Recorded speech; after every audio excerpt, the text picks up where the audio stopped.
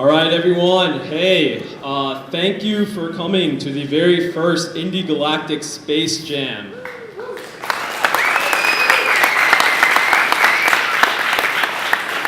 That does deserve a round of applause because they said it wouldn't happen. It couldn't happen.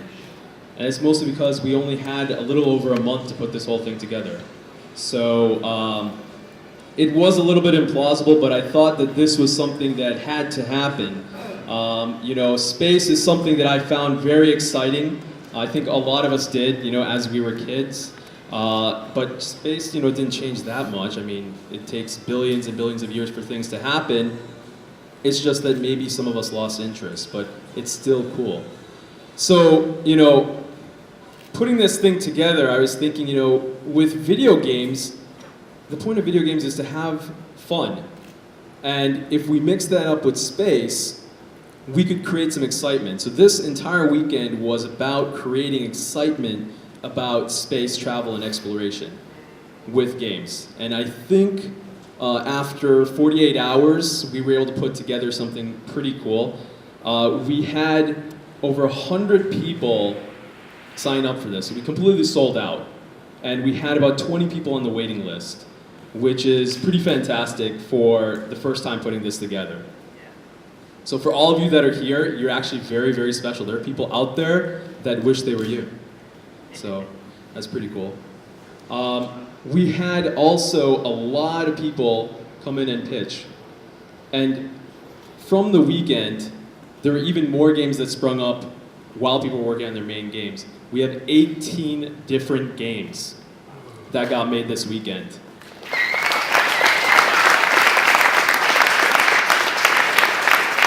That's insane, because people were saying, like, can you even make one game? Like, isn't a weekend just like, it's only a weekend, how can you do this? I'm like, never underestimate what game developers can do. So I'm gonna get going here pretty quick, but I gotta say thanks to a few people, so we'll go through that, and then we'll get going on to the first set of projects. So, with everything that goes right, I guess you could, say we helped make that happen, but whatever goes wrong, you can blame us too. But I think this weekend went pretty well. It's a common thing when you have a game jam, something is gonna go wrong. I mentioned this story the first night where the first game jam that we did amongst the professional community, we had a Justin Bieber concert that took over all the parking, and so that was very difficult. The Wi-Fi went out, the elevator went out, and still somehow we made games. The second time around, we were short on space, somehow we still did it. This time around, I think all of you guys will remember, we lost power. It was, people showed up, and then all of a sudden the power started going out, and everyone's system started going down. And everyone remained cool and collected, which was pretty impressive. We still somehow made it happen. So if you don't know, my name is Kunal Patel. I'm a co-founder of Fiken Media, a video game studio here in Orlando, Florida. And along with myself, we had Peter Smith. He's waving his arm. He helped out as well. And then Corey Cochran, who is out on an emergency mission to get an HDMI cable. We were able to recover one, so he is on his way back. I definitely have to thank these two because this would not be possible without them. Also help from members of these three groups, IGDA Orlando, which focuses on the professional development of game developers. Fiken Media, my studio, the support that I get from those guys. And of course, Indienomicon, which is this incredible group that spawned actually from a game jam that happened in January 2013, where a lot of us all became friends, and we knew that we had to develop this community more. We knew that we had to keep that fire going beyond the weekend, and we went month by month. Every single month we started meeting up, showing more developers, and we're at this point where after a full year, we have 100+ people showing up every single month to showcase their games. And we're discovering new people each and every single day. The people that helped put this together, the board for that, came and helped this weekend, and this would not be possible without their help. It could be putting out food, it could be helping to arrange power, it could be putting gaffer tape on the ground, somehow keeping it all together. So special thanks to the people from Indienomicon. Yeah, actually, clap. Yeah, they definitely deserve it. So again, what was this all about? It was about inspiring excitement about space travel and exploration. We're in this very unique place right now where a lot of companies are thinking about what we're going to do in space, the future of humanity. And I see a lot of this happening elsewhere. I see it happening in California, and I see it happening in New Mexico, and I see it happening in all these other places except for Florida. And I think, looking at the talent that we have here for games, as well as from the Space Coast, I think a lot of this cool stuff could be happening here too. So that's what kind of also drove me to make this a reality.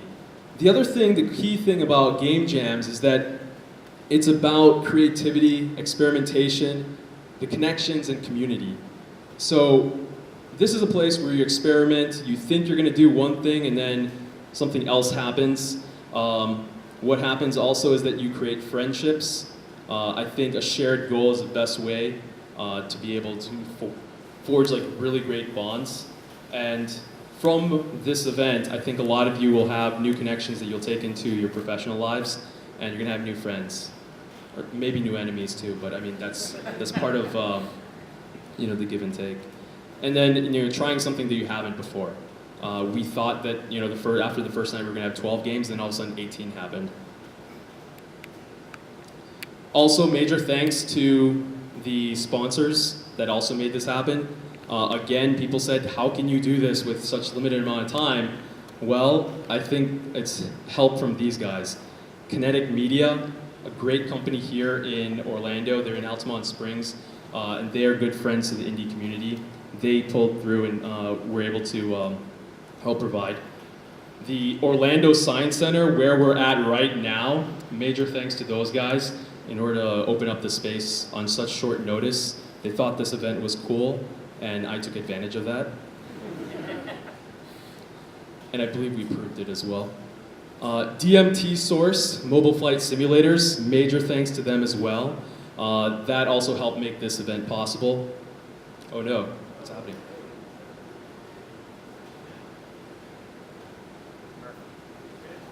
Oh, all right. Don't worry, we can always recover. And then also help from Unity. Unity is also a major friend to the indie community. They gave us licenses for the entire weekend and for 3 months beyond.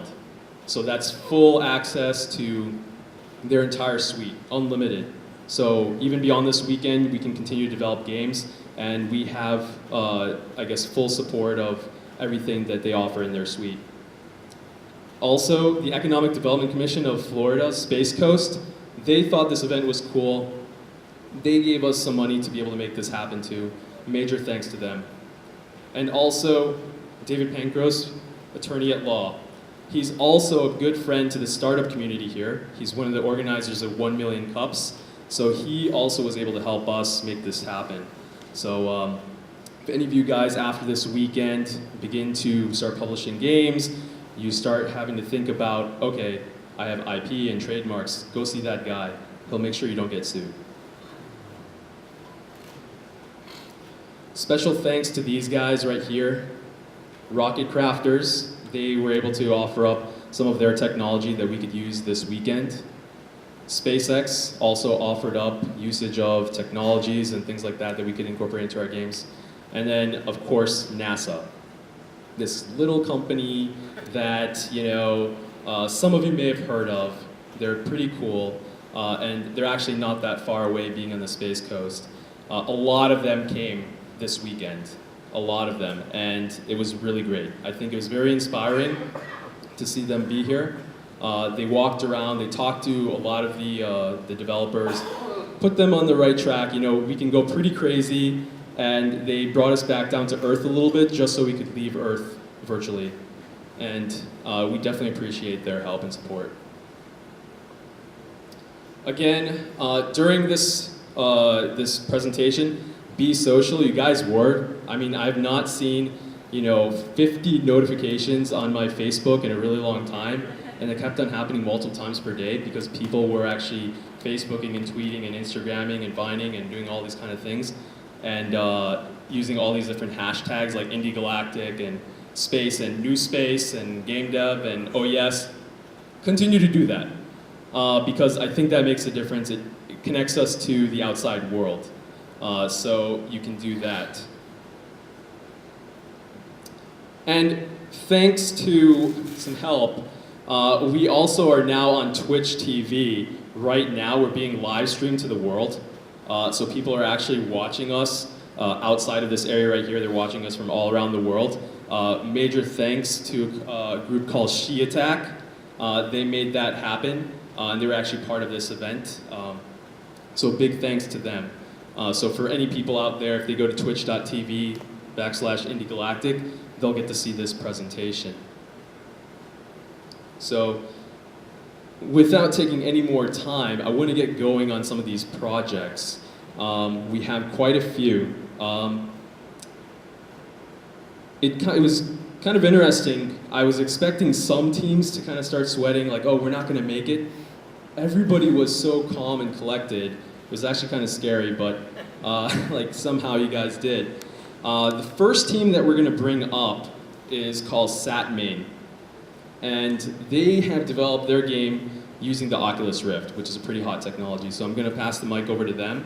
They'll introduce themselves, and then they're going to showcase what they have going on.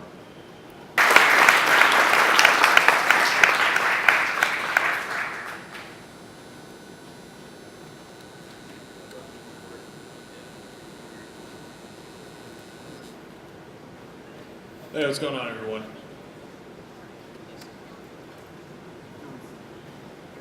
Need to connect. There we go. Sweet. Okay, so hi, I'm Scott Jocelyn. I am the pitch and lead of the team for Satmain, and with me are Patrick Ramusin, one of our lead programmer actually, Matt Devlin and Ryan Fox, who are two artists. It's not our game. So Satmain is a simulation where you fly a single-manned shuttle tasked with repairing a satellite that's been busted up by a rogue asteroid. Right now, as you see, this is of course not the Oculus Rift view, but for display purposes, we're showing you all of the assets that were generated by our artists. We have our satellite here that's been already destroyed. And it's very, very difficult to fly this thing, by the way.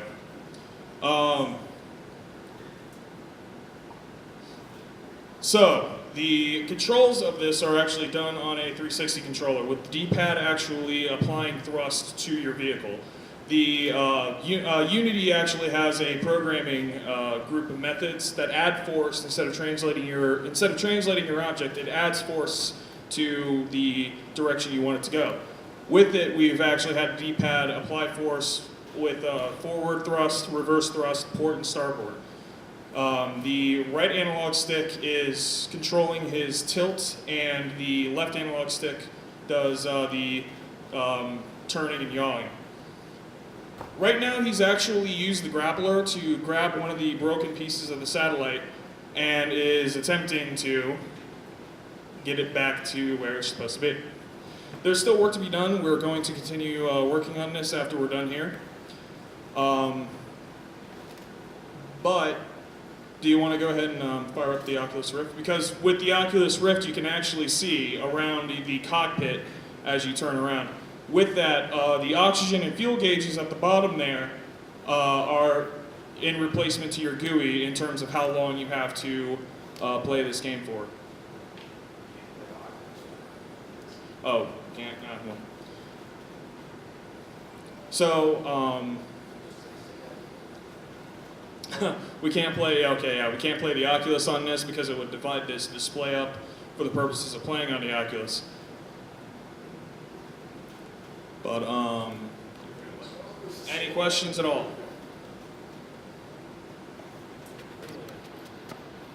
All right.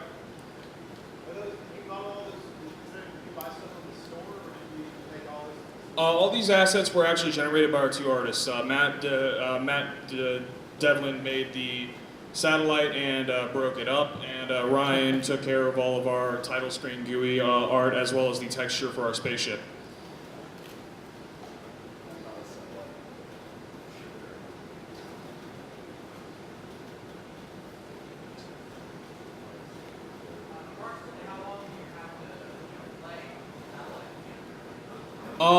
Overall, you have either until your fuel gauge or your oxygen gauge goes down. The oxygen gauge goes down at a relative rate over time, so that's really your biggest game timer. The fuel actually only goes down as you apply thrust.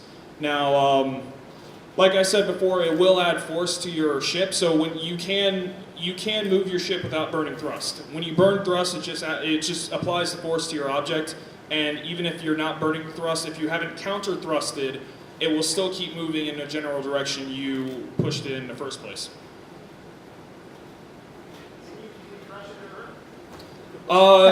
You can, and then you die.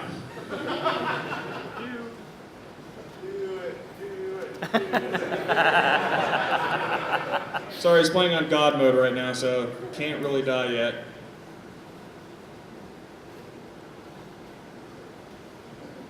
Any more questions?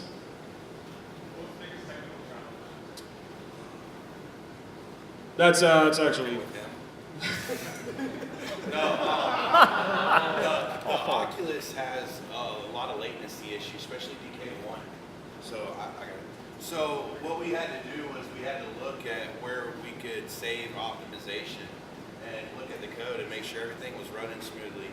So that way that when you put on the headset, there's not lag that gets you motion sickness. It's like one of the big no-nos to the Oculus is any kind of lag in code and big art assets. So we kept everything small, light, and fast, so that way it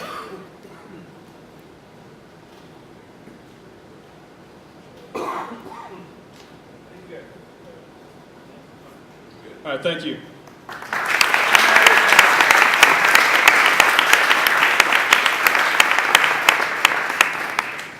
All right, guys, that was pretty great. I'm always excited to see Oculus Rift games. I think that is definitely a pretty cool thing that's coming up in all of our futures. Oculus is now actually shipping their second gen headset out there, which is going to be higher fidelity. So that's actually going out to people, developers out there right now. So it's pretty cool stuff, and it actually brings up real issues that are being faced in space right now. Space junk that's flying through out there, repairing of satellites. So it's pretty cool stuff. The next team that we're going to call up is Uplifting.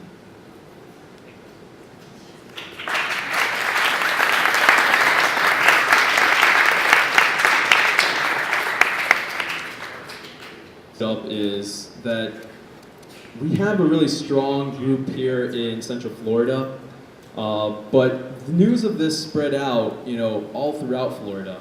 We had people coming from all over. So this group found out about it. They drove down from Gainesville. There's another group that's out there. They drove all the way down from Jacksonville. So this is a 2-hour drive just to get over here. So I think it's pretty cool that people saw that this was a way for them to take their talents and start connecting with other people here in the state, so they could work on more projects that they connect with the space industry as well. So I'm going to pass it over to Uplifting. Thank you. Hi, my name's Kevin, and our game is Uplifting. You might remember that. Oh yeah, I do have a team. It wasn't just me. So let's see. I have myself as a designer and the team lead. Paul Weiler here is a designer and programmer. Jen is one of our artists. Anthony is another artist. Matt is a programmer and designer. And Sean is our programmer. So we had a pretty well-rounded team. Oh, where's Nathan? Did he have to go? Okay. And we had another producer who did our sound and stuff for us. So yeah, we had a great team. If some of you remember my pitch, it was about the complete unfeasibility of building a space elevator, and I kind of wanted to make fun of that. And after doing a lot of research on space elevators, I used a big study that came out last year from the International Aeronautics Association because actual numbers were really hard to find. I found that I was really interested in this and excited because while the cost is really high, it's not unfeasible, and we're just waiting for a little bit of technology to catch up, and it really could happen. So it's exciting and kind of reinforces the fact of why we're all here in the first place, to get excited about space again. Yeah, you can go ahead and get going. We got audio on the laptop here, so we're going to turn it up a lot. Oh yeah, I do have audio. Sweet. It's totally going to create the worst feedback loop of all time.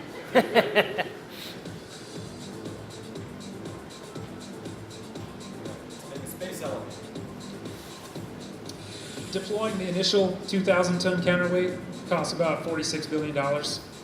We went ahead and skipped the 240 Delta IV rockets that it would have taken to lift that up.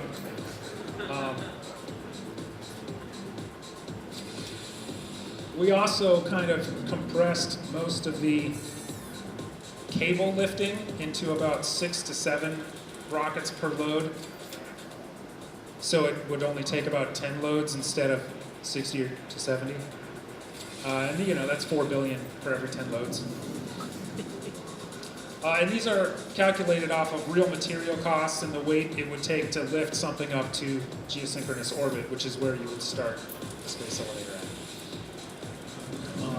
As you can see, he's dealing with hazards along the way, such as radiation damage to the tether and incoming asteroids. And we have to wait for each shipment of cable to go back up to the counterweight before the counterweight moves up as you add more to the tether. Yeah, NASA's unlimited budget is helping us complete the space elevator.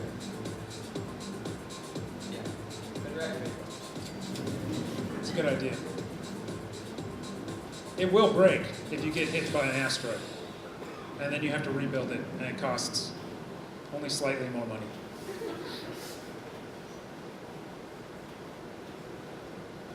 Build another one. Uh-oh.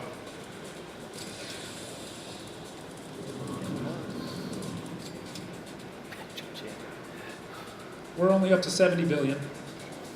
Again, this is just material cost. So we didn't actually calculate any of the manpower or international cooperation that would have required, no money. Oh, there's the asteroid, it's coming.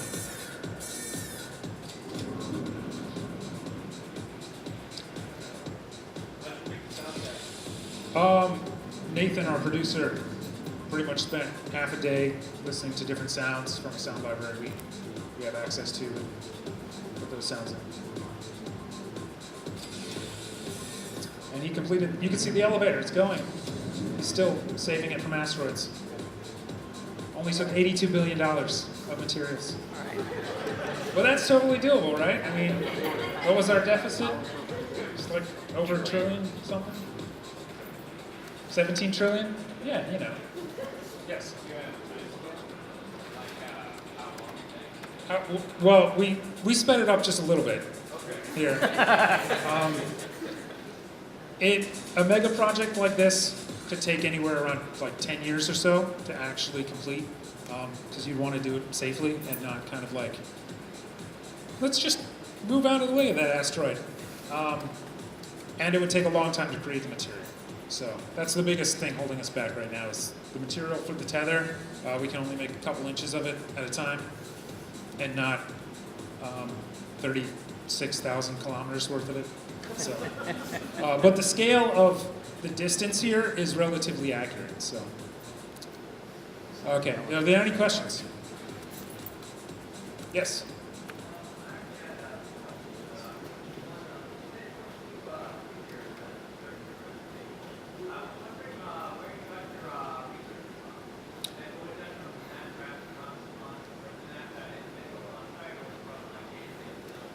Okay. I only heard part of your question, but okay. I used a lot of Wikipedia articles for like the Delta V rockets from NASA and things. I hope those are fairly accurate at this point. And a lot of the hard numbers from simulations run from the study. The study's called Space Elevators, and it's produced by some publishing company, starts with Virginia something, and the International Aeronautics Association, which is run by the UN.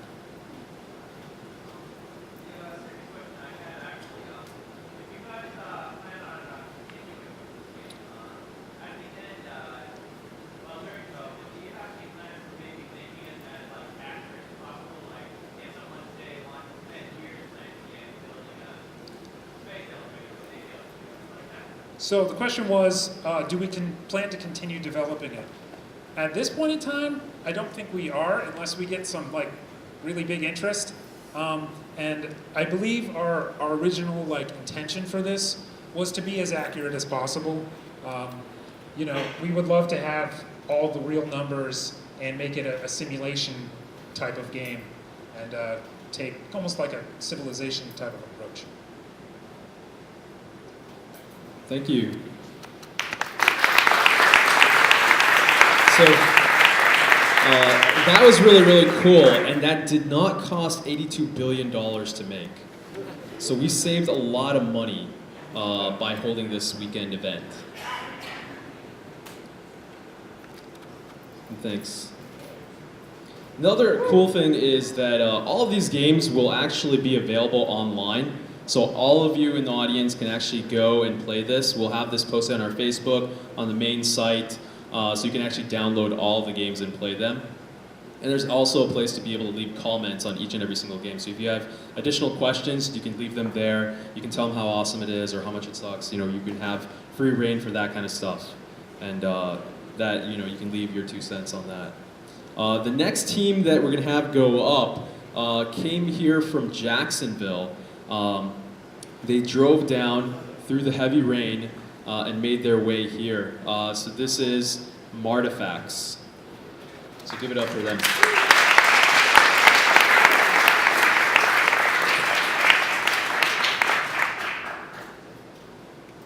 So there's only 2 developers on their team, which is pretty incredible. They're super talented, super powerful, and I believe they did use some help from folks out there in developer land downstairs, but I'm going to pass it over to Micah. All right, so my name is Micah, and what we developed is a Mars rover game. Yeah, do something.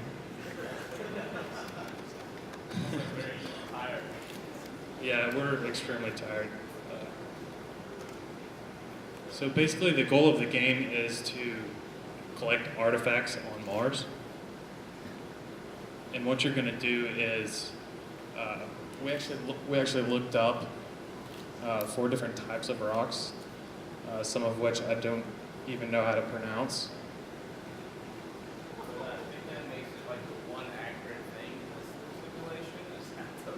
Yeah, that's the one accurate thing. We were going to make the rover accurate with speed, but it would take way too long to go to the next point because it moves really slow. So the goal is to get to the very end, but you only have a certain amount of battery life. So you have to drill the minerals, and that actually charges your battery life. So in order to know where the minerals are, you have to use battery to shoot up a sonar, I think is what we called it. We don't really know, but it looked cool. We made it up. It's not. So, and the goal is to make it to the end before you run out of your battery. That's pretty much all there is to it. We didn't get to play test it very much, but I think it's a lot of fun. Oh yeah, it shakes. It does the boogie woogie or something. Oh yeah, and when you find it, I think this is, it's just bedrock, so he only got 2. Each one, there's actually one called the mystery rock. That was my favorite because it was a mystery. And That one actually gives you more battery life because it's a mystery, and I like mysteries. I've never beaten this game.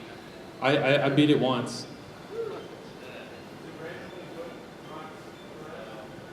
What?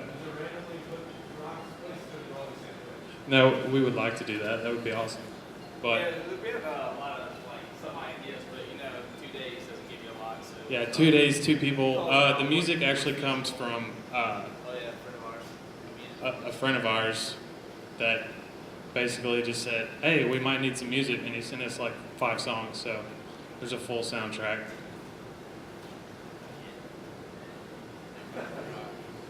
Yeah, I know they don't run on a combustion engine, but it's funner to animate. So.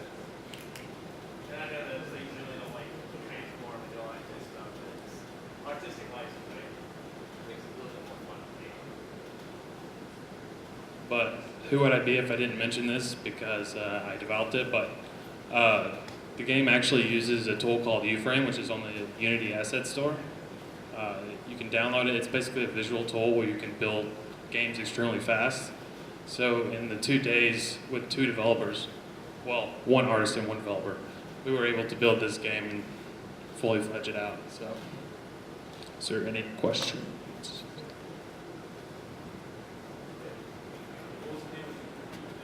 The name is Martifacts.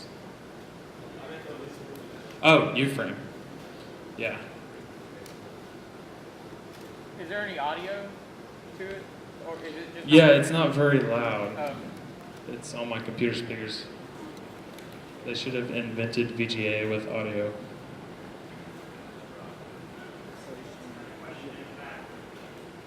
What's up? Yeah.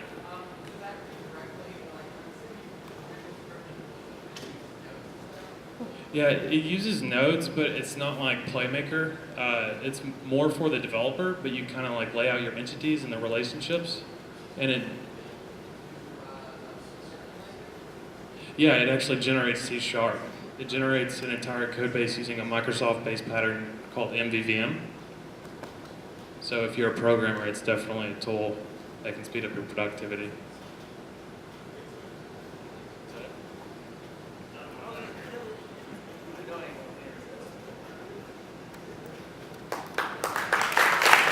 Thanks, guys.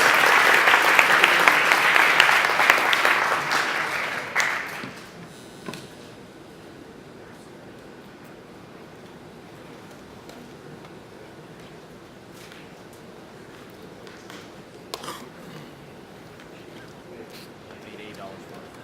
Couldn't miss it.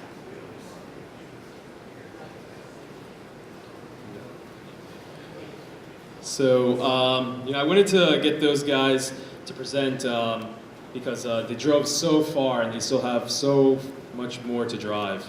They don't have to go to space, but it is quite a few hours of drive back home for them. And also, I gotta put another shout out to Uframe, the tool that Micah made. It just showed like how powerful it is that 2 developers could put something like that together. So I thought that was pretty cool. What I'm gonna show you guys now is something that happened on Friday when people were pitching their game ideas. I think the most entertaining thing is actually seeing what people come up with, what crazy ideas come out. And these are just a few of them. We had 30 pitches, so these are just a few that came out. And then we'll go back into presentations, but I guess at least you can see some of these.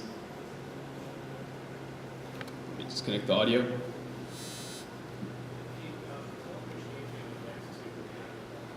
This is a special game. I think it's related to geckos. Is Steve Emberton out there? Steve, be prepared. And all of you guys, please be prepared. I don't want to say. Yeah, just connecting the audio.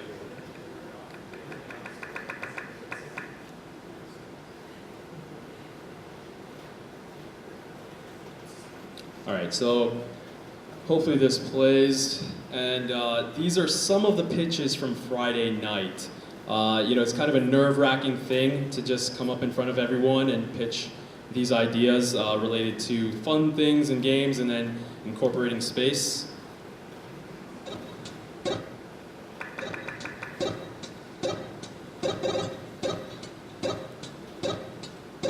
I think I'm going to call my pitch The Little Guy. This is about the redemption of Pluto.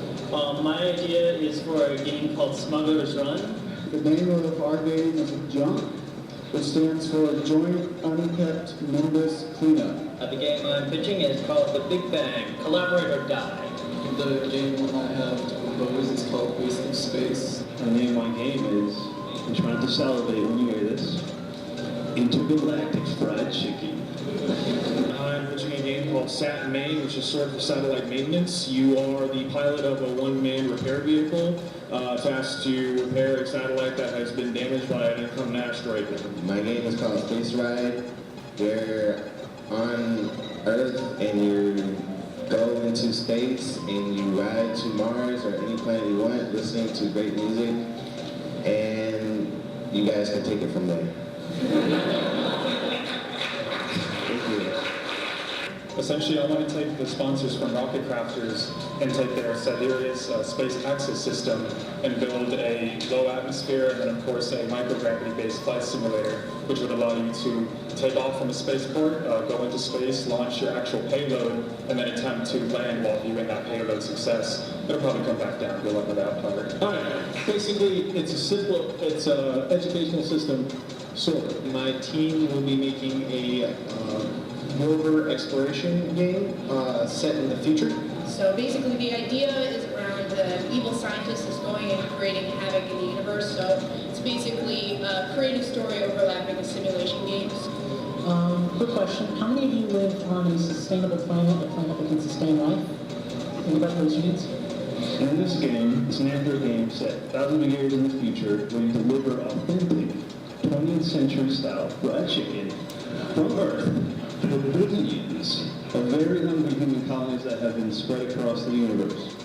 It's a 30-day based game, so over time you collect your high score and turn it back in for a high score table. So you're a pizza delivery boy who has to bring the food over to 8.5 colonies. It's 8.5 because, screw Pluto anyway. After his emotion from being a planet, he wants to become a planet again. So how's he going to do that? Since he's way the hell out there in the Milky Way, or galaxy? What's the small one? Yeah, galaxy. He can see all the incoming dangerous asteroids, so he wants to shoot them down. And as those things disintegrate, he can absorb the particulates to become a bigger planet with a bigger gravitational field. He will absorb more space junk, and eventually he'll make his way to the Earth and say, hey, I've been rescuing you from all these things, and I'm going to eat your space junk too. The idea we have is to somewhat update, arcade-style asteroids, adding in fast action features from games like Geometry Wars, and also an RTS element for something like StarCraft. What happens is you wake up on a ship and it's malfunctioning. All the things that sustain, like gravity, oxygen, all these little things are going haywire. And it's your job to repair all those parts of it. And your goal is just to redeem yourself in Neil deGrasse Tyson's eyes and to re-promote you as a planet that matters. Look at this guy. We can reach this sun if we move Pluto. He just needs to stand right there, right?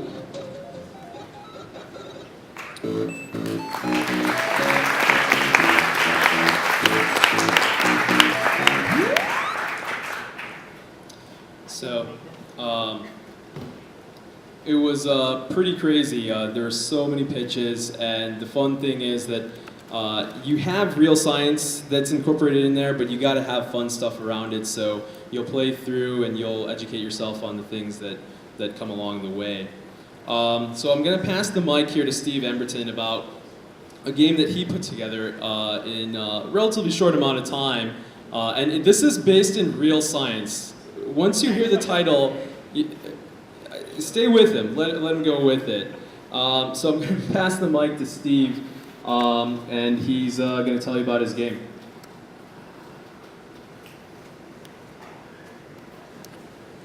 How's it going, guys? So originally I'd wanted to do something, I had kind of a space demo, so I was going to work on that, and I thought having some guys from NASA, that would be really cool to kind of get their feedback. But yesterday I got kind of frustrated with that, and so I remembered a story I'd seen a couple days ago about a NASA space station that had a bunch of geckos on it. Oh, a Russian. Sorry, yes. Let me apologize. It was the Russians.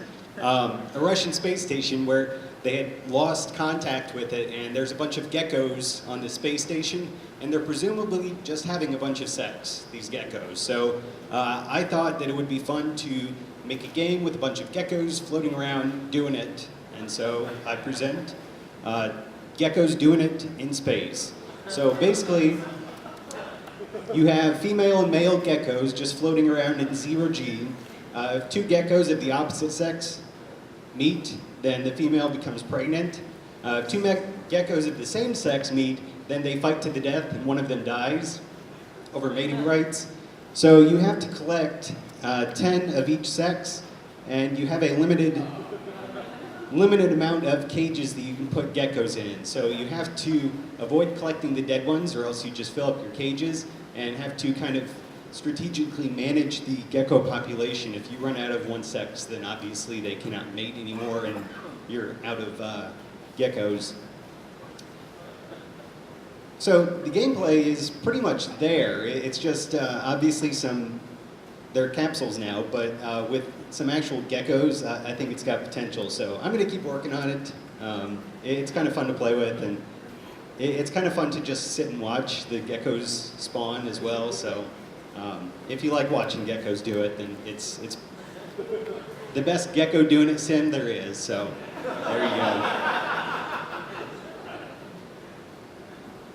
I need to put a time limit too, so you can't watch for too long. That gets creepy.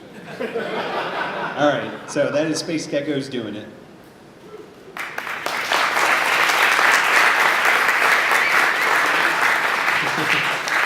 The next team coming up is Asteroids Multiplayer.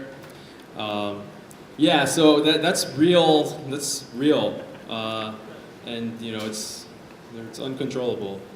And he's found a niche that I think has been untapped, but now it's been tapped. I also want to give out a shout out to a special guest that we had come over, Bobby Block. Now, for those of you that don't know, Bobby Block has an agency called Hurricane Communications and Consulting. This guy has been in the space industry for a little while now, and he actually was a marketing officer for SpaceX, which was pretty cool. And he's here in Florida, and he has a lot of connections with the industry. And the unique thing that he can bring is, for some of the teams that have produced these games and simulations, actually having it tie back into the space industry. Some of those connections can actually happen. Some of the things that we're working on, the solutions and thought process that can be teasered out, this can actually tie back into industry. So look for Bobby in the audience afterwards. Actually, there he is. He's waving his arms. Look out for him, connect with him, and talk to him about your game, because that can actually tie back into industry. So these games could actually get some pretty good exposure. So look out for Bobby.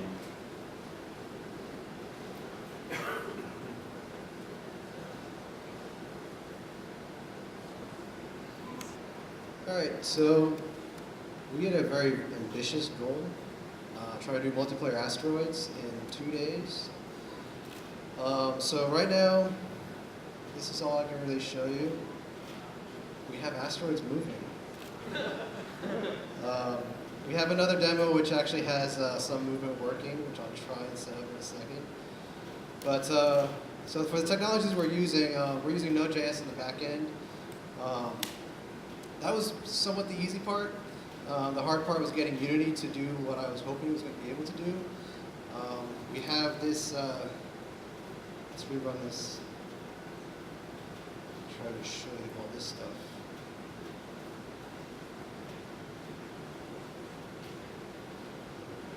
Yeah, this is a work in progress. This is as far as we've gotten. So, the most interesting we're doing here is this, we have a tiling system going on. So in the original asteroids, you're in a toroidal space. If you remember, you go off one edge of the screen, you show up on the other side. For multiplayer asteroids, we couldn't pack all the players on one screen. That would just be too easy. So we decided to try and simulate a toroidal space much larger so that you actually move around in it. You can't see the other players, but you still loop around just like you would before. So you can sneak up behind another player and shoot them down. So the hardest part that we had was just getting that toroidal space working and the viewport working. The other problem was that most physics simulators, physics engines, don't support toroidal spaces. So we kind of had to write our own. But that was the easy part done on Node.js. The hard part was getting this front end working. And you can kind of see the player has a bit of a velocity, and you can see the tiles retiling as it goes along. Basically, it's just moving the tiles around, the objects stay in the same place on those tiles, so that you get the effect of moving around in space. So that's Asteroids multiplayer so far. We were hoping to have much more to show, but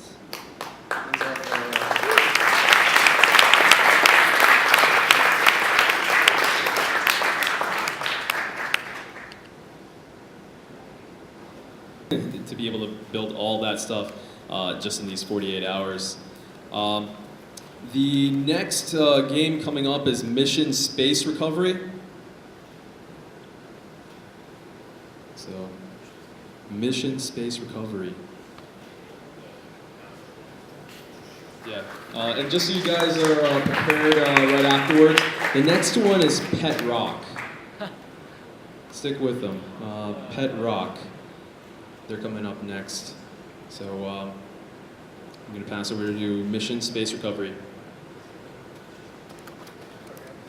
Hello, I'm Matthew Perez. This is Kyle Banter. We're both computer science teachers in the Orlando area. And so we actually use a fairly, as far from Unity as you can get and still be a game engine. And we wanted something that still did realistic physics. So you imagine yourself in a wheel-type space station where the power has failed, and you have to turn back on the retro rockets to put it into a lunar orbit. So he's moving around the outside ring, looking for one of the switches. And Kyle has a lot more experience with the engine, which is why he's got all the dark, mysterious, very, very cool looking graphics in this version. I had not seen the engine before yesterday, so mine is a lot flatter, the last part here. So he's moving towards the core. He's going to turn on the other retro rocket switch.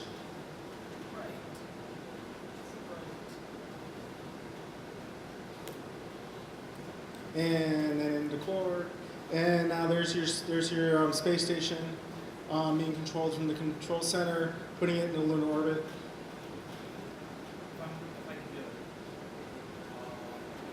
And crash.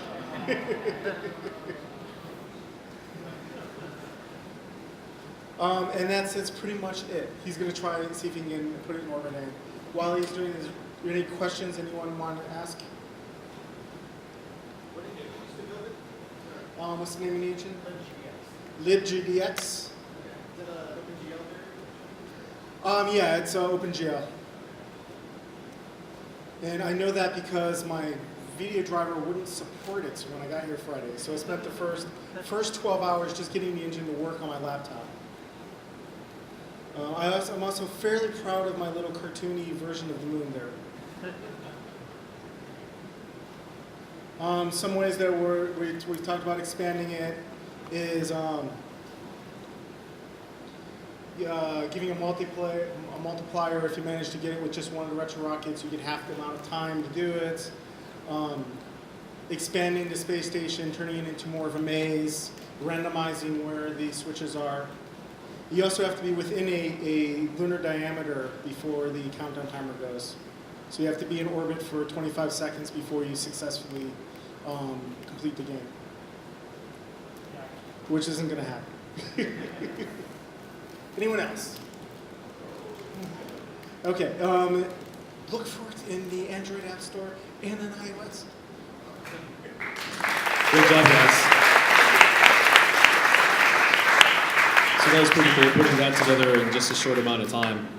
The next team coming up is Pet Rock, so let those guys come up. Also, I noticed in the audience there are some people from the Kennedy Space Center, NASA, that were there. You should talk to those guys if they wave their hands.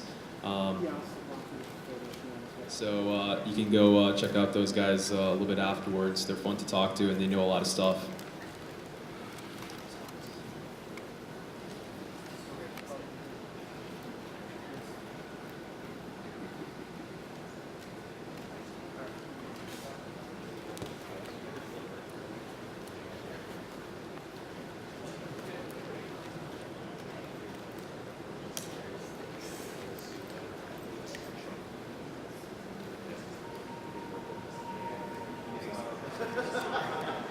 All right, so as you can see, our game is Pet Rock. We started off with a pretty simple concept of trying to grow a planet out of a dead rock floating in space. This is our star select screen. You can choose from various different types of stars. Each one affects the planet a little bit differently and the temperature.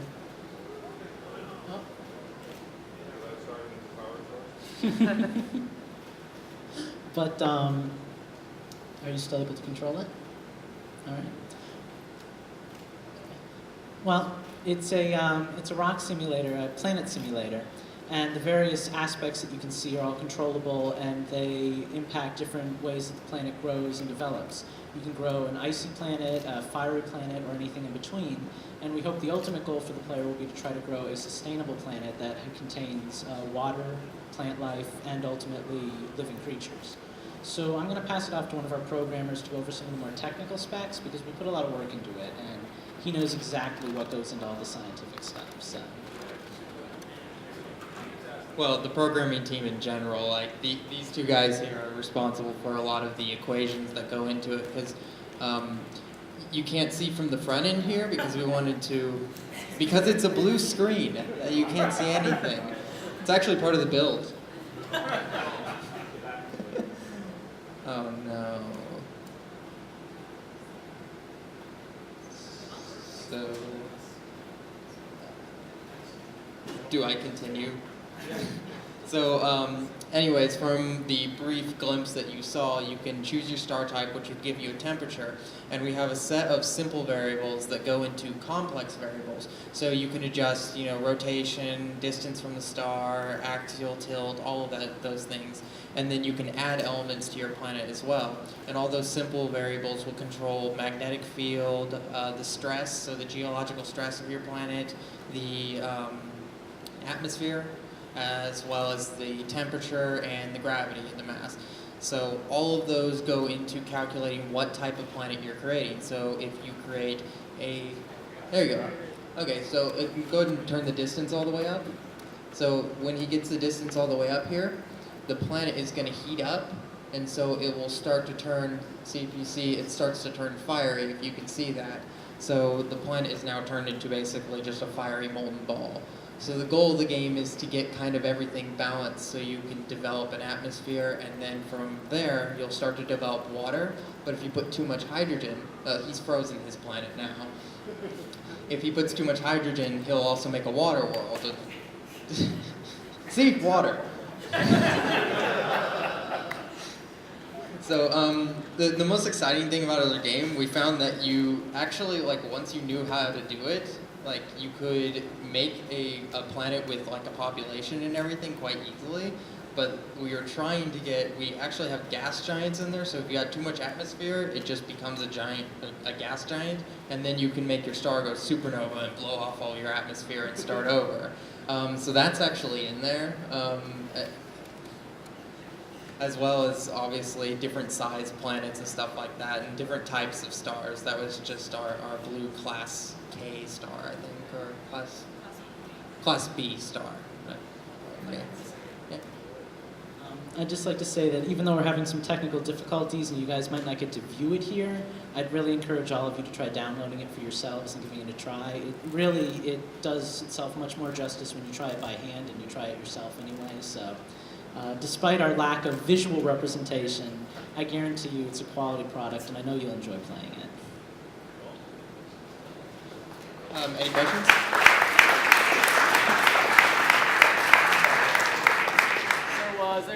web build? We want to build it for Android, actually, and we were doing that when we came up here. So its intended target is Android, so you can just have, yeah, thus the giant buttons. So you can just have kind of like a planetary simulator on your phone. In the back. She made the textures for the planets. He made the textures for the water and like the HUD elements.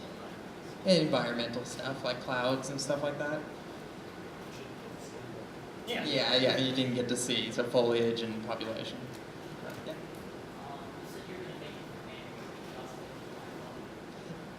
Yes. iPhone's weird. They have a whole bunch of requirements to make it live and put it on your phone. Talk to Apple for us and we'll do it, so. Cool. Thanks a lot, Bedrock, guys.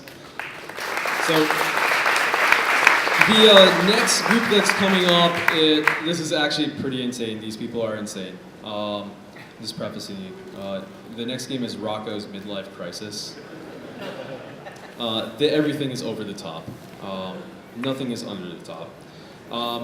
So anyways, yeah, so they had some technical issues, but you should be able to go to our main game site, which we'll be posting on our website and Facebook and Twitter. And you'll be able to play their game. If you have an Android device, you'll be able to download from that. So give it a shot. If you don't have an Android device, you borrow it from a friend. Give it a try.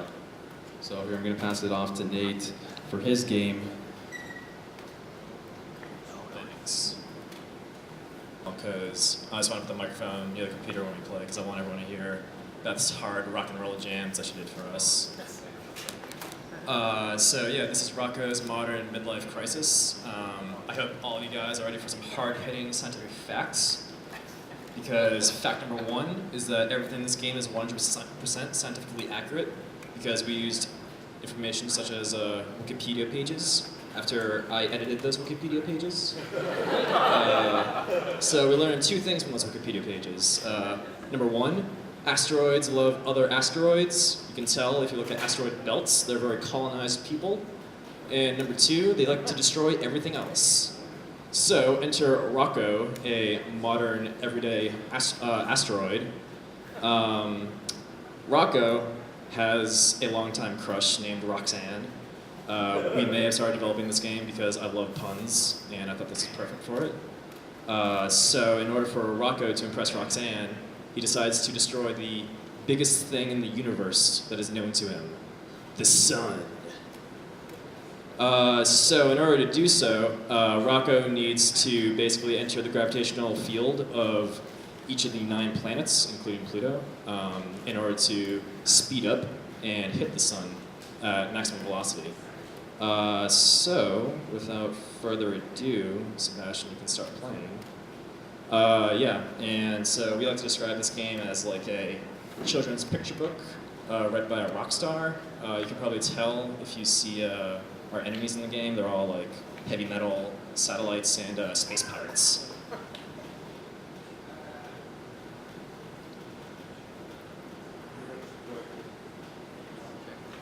Oh, projector? What? Oh, am I? Oh, I'm not a jerk at all.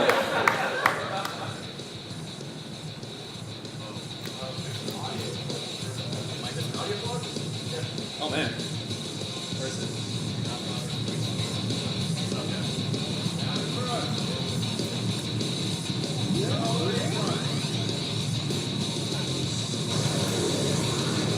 So yeah, if Sebastian basically releases when he's nearly on full of a planet, then he'll release at maximum velocity.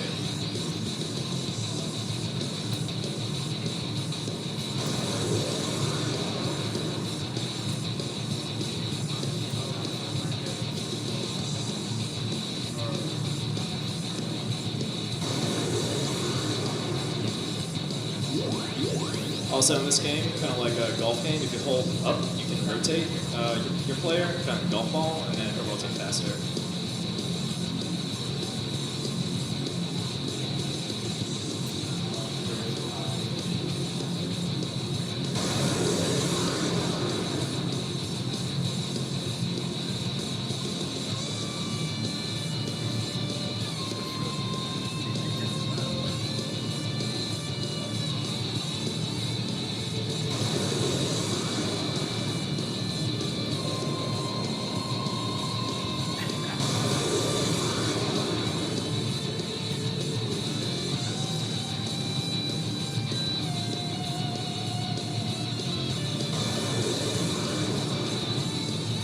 by the way, the text gets bigger the faster you go. So yeah, that's it. We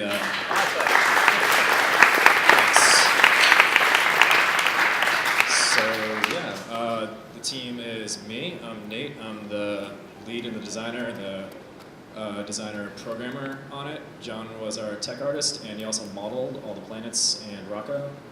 Sebastian was our effects artist. Beth did all our music, and Tony made our radical enemies in Sky. Any questions, or are all of you bedazzled by how scientifically accurate all that was? All the planets were to scale. Yes. Oh, okay, right. Very, very good question. The question was, how do we grade each launch? The grades go from, what is it? I remember that Bummer is the weakest.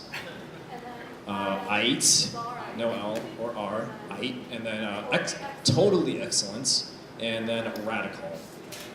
Radical is what you want to aim for. Any other questions? I know you're all stumped by all the asteroid facts I just dished out. Yes. Oh, well, we should ask her. How's the music created? I kind of think smarter, not harder. I use what I can that's already made. So the guitar, the rock loop was already made, and I downloaded it and kind of tweaked it in my software. And then I had like a couple random sound effects that I wasn't sure if I was going to be able to use, and I realized if I put them along with the music, it kind of gave it the rock plus space feel, and that's what I did. Yes. Are you gonna at least make the sun blow up? Like maybe keep working on it a little bit? If we had like an hour left of this game jam, I probably would have gotten that, yeah. But unfortunately, I was not able to make the sun disappear or give us a way to quit the game. But Does he accomplish the mission? well, scientific fact number one, if an asteroid tried to crash into the sun, it would not explode. Science. Yes.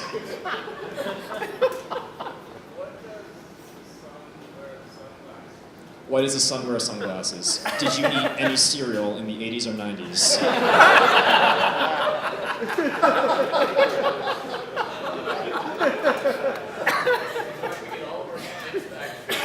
Wikipedia.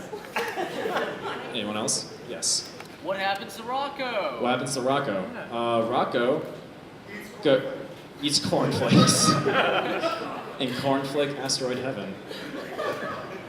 No. There'll be a sequel. He'll come back like harder than ever. I mean, this game is basically like the '80s, so of course it's going to be a really great '80s heavy metal spin-off in the future. Rocco's modern past life, afterlife. There we go. Anyone else? Cool. Thank you. Thanks, Nate. Thanks, guys. Our minds are just blown with all that science facts. We are all better people now because now we know all this stuff. And don't let anybody else tell you, but IE and radical are scientific terminology. So the next team that we have coming up is the Next Giant Leap. If you guys could make your ways up this, you take a lot of really busy people. You can take artists, programmers, designers, musicians, give them lack of sleep, and anything is possible.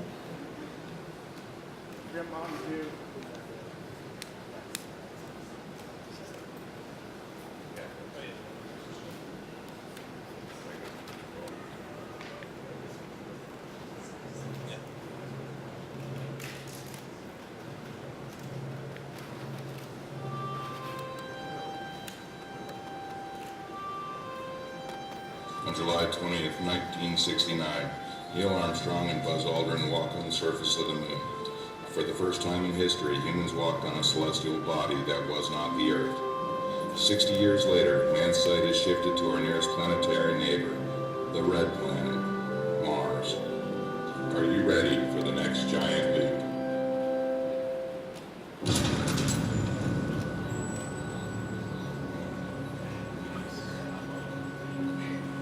Hi there, guys. We are the Next Giant Leap, and we had a very interesting 48 hours. We were a team that was put together from about 3 smaller teams, so we had a lot of great ideas floating around, and we had several iterations throughout the course of the weekend. But what we wanted to do was really make something that was accessible to all ages and try to get people excited about going to Mars. So what we did was we started with reminiscing about the Apollo 11 mission, going to the moon, and trying to get people excited about going to Mars out here. So what we have is 2 fully implemented mini games out of 4 that will help the player get a rocket ready to be launched into orbit and head to Mars. We have a playable one, probably the best visual one is the flight simulation. And is that playable? We'll try to show you what that looks like right now, but what you have to do is you have to keep your controls lined up in the middle for a certain amount of time. As you get closer and closer, you'll see the concentric squares light up, and once you're all green, you're good to go from there.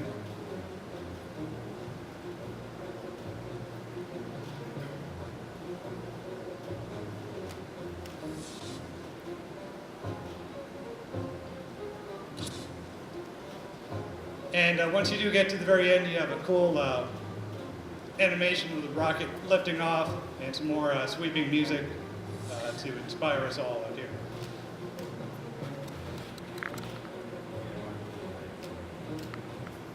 A little glitchy, but it's in the works right there. It's pretty cool. We had a lot of help on the team. We had some great music. I'll let the team members introduce themselves here. Hi, I'm Emily. I was the music person. The opening sequence with the video, I actually wrote that music myself and put it together with my software and used the sound effects and everything. And then these backtracks that are going now and during the little games, I just used some loops that I had on my software and just edited them together. And yeah, so I just kind of put together the audio and did some of the visual, like the beginning part and then the end credits too. My name is Carlos, and I did some of the visual work and asset management for the next Great Big Leap. I'm James. I'm allegedly a space pro, and I think the voiceover was my main contribution, other than the idea of incorporating the Apollo or the Martian missions. And I'm Michael Hopper. I guess I was one of the main programmers. I mostly assembled all of this myself. So, yeah. And I'm Joseph, and we're the Next Giant Leap, and we built our game in Unity. Thank you very much.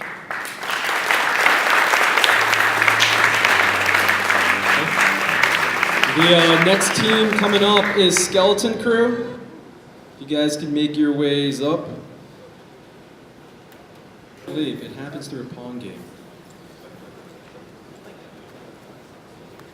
Gonna set up, and let's see if I can show this picture.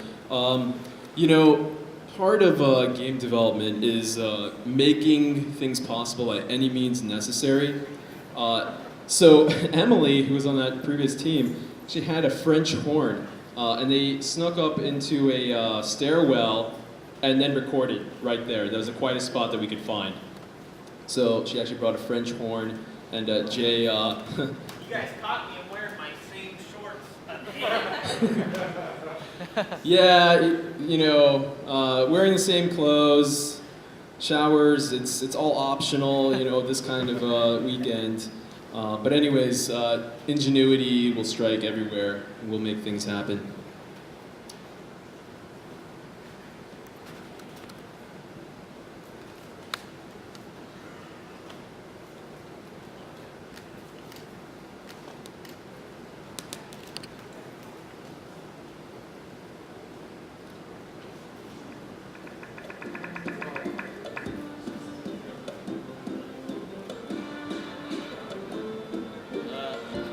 Hi, this is Skeleton Crew. This is made by everybody here. We got Marco, Trevor, Nick, Jay on music, Trevor's a pixel artist, Mark is a pixel artist, and Jessica is a pixel artist, and then Bethany did our sound effects, and Emily on French horn.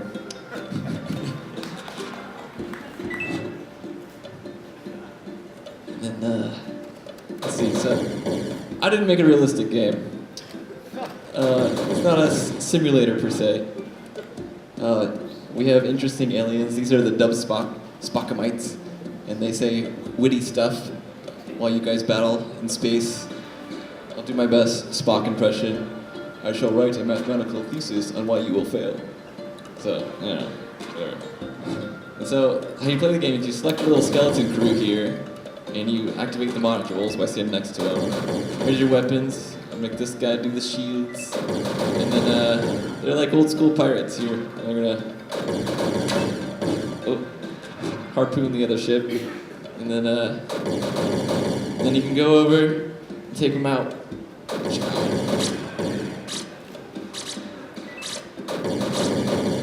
And then you just destroy their stuff. And they'll yell at you. Strobe gun thirst for your blood. Just keep killing stuff. I'll show you level 2 in a second. Yeah, it's pretty cool. I got such a huge team. They were all working on other projects, and then we banded together to form this one. 2 days. Yeah. I'm gonna kill something else.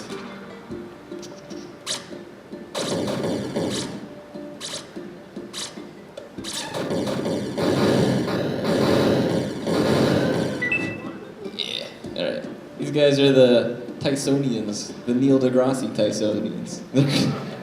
They're clones.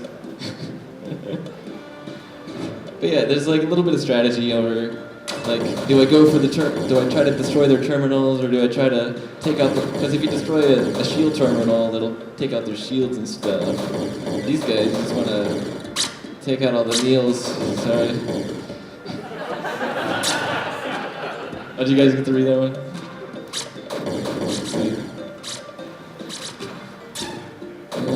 This guy over. And there's like a little bit of micromanagement. I wanted to add more to it for like more micromanaged stuff, but yeah. Kill them all. And blow up my terminals. And then you gotta get your skeletons off before the ship goes down. Oh, they killed one of my skeletons. I gotta use this one now.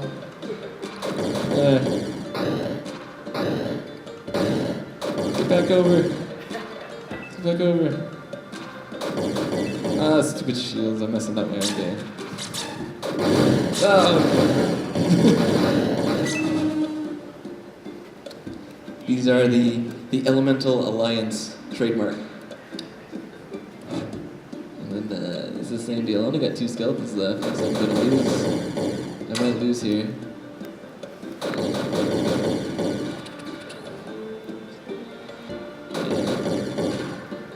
But yeah, feel free to play. Download it on itch.io. I'm done.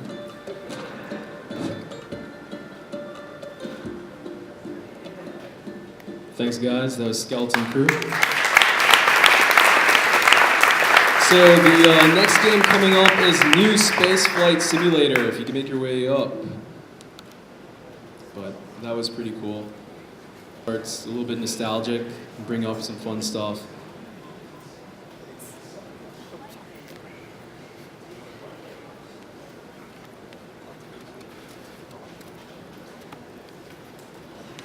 So while Derek is setting up, I want to give a special shout out to somebody who's helped us out tremendously this weekend. Now, if there were no such things as pictures or videos, you know, like you wouldn't really know this event is happening if you weren't here tonight.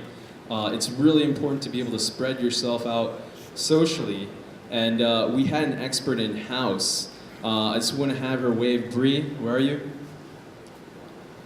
Bree has a firm called Publicly Related, and she came here this weekend and was able to help capture a lot of the events and things and the craziness that was happening, and getting this spread out to Facebook and Twitter and Instagram and all those things that were happening. And if we didn't capture that, then the world wouldn't know. So if you need some help with public relations, with social marketing, with getting your company out there, please go see Bree. Wave again. She will help you. So I'm here to pass it over to Derek for here in a second.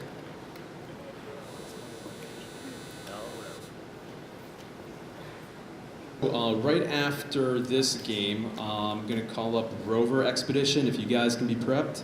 And right after Rover Expedition is Fix It Space. And after that, Astronaut Nobaka.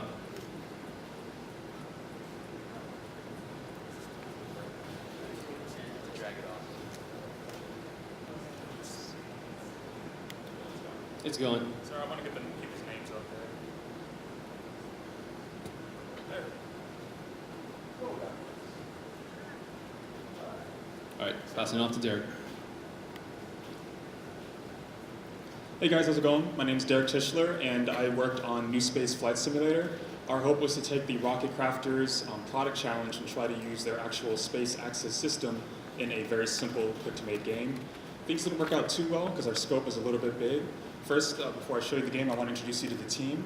We have Tony, who did music, and Raphael, Tony, who did modeling, and Raphael, who did music, and we'll talk to them in a second about how they achieved both of those. I'm just going to show you the simple flight simulator real quick. There's not a great deal there, and then I'll talk about some of the challenges that were involved.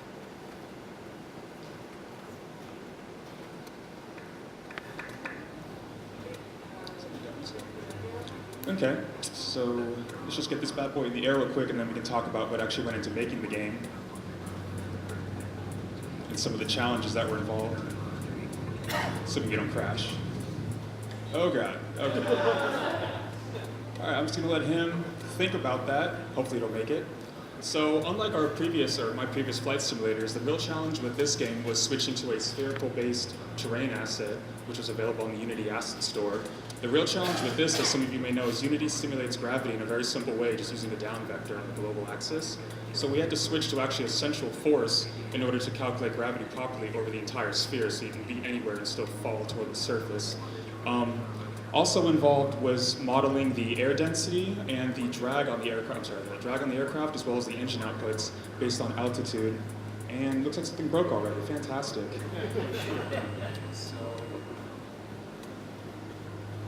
Sorry, 1 second. Let me see if I can reset that maybe. Oh boy. We'll just let it crash. The vehicles are modeled after the Rocket Crafters space access system. Oh boy. Okay, she's back in the sky. All right, let's see what happens this time. And I'd like to talk to the team real quick about how they made the vehicles and what products they use and how they made the music as well. So here's Tony.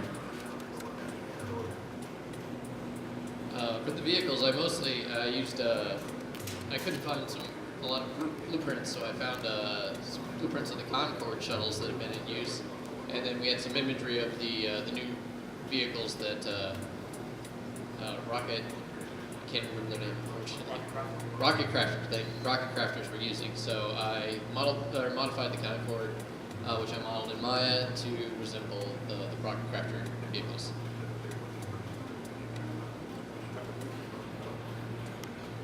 Hello, I did the music in Logic Pro X. He showed me the game and they were flying, and I thought if you're flying, you need horns. So I put some horns in here.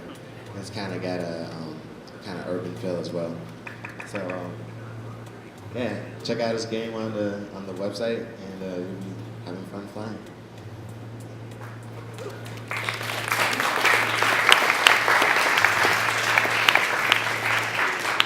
Thank you. Our hope is to actually continue producing so we can launch the vehicle you see sitting on top into orbit, which would be the actual mission of the Sidereus product. And we hope to get that to you very soon. Thank you.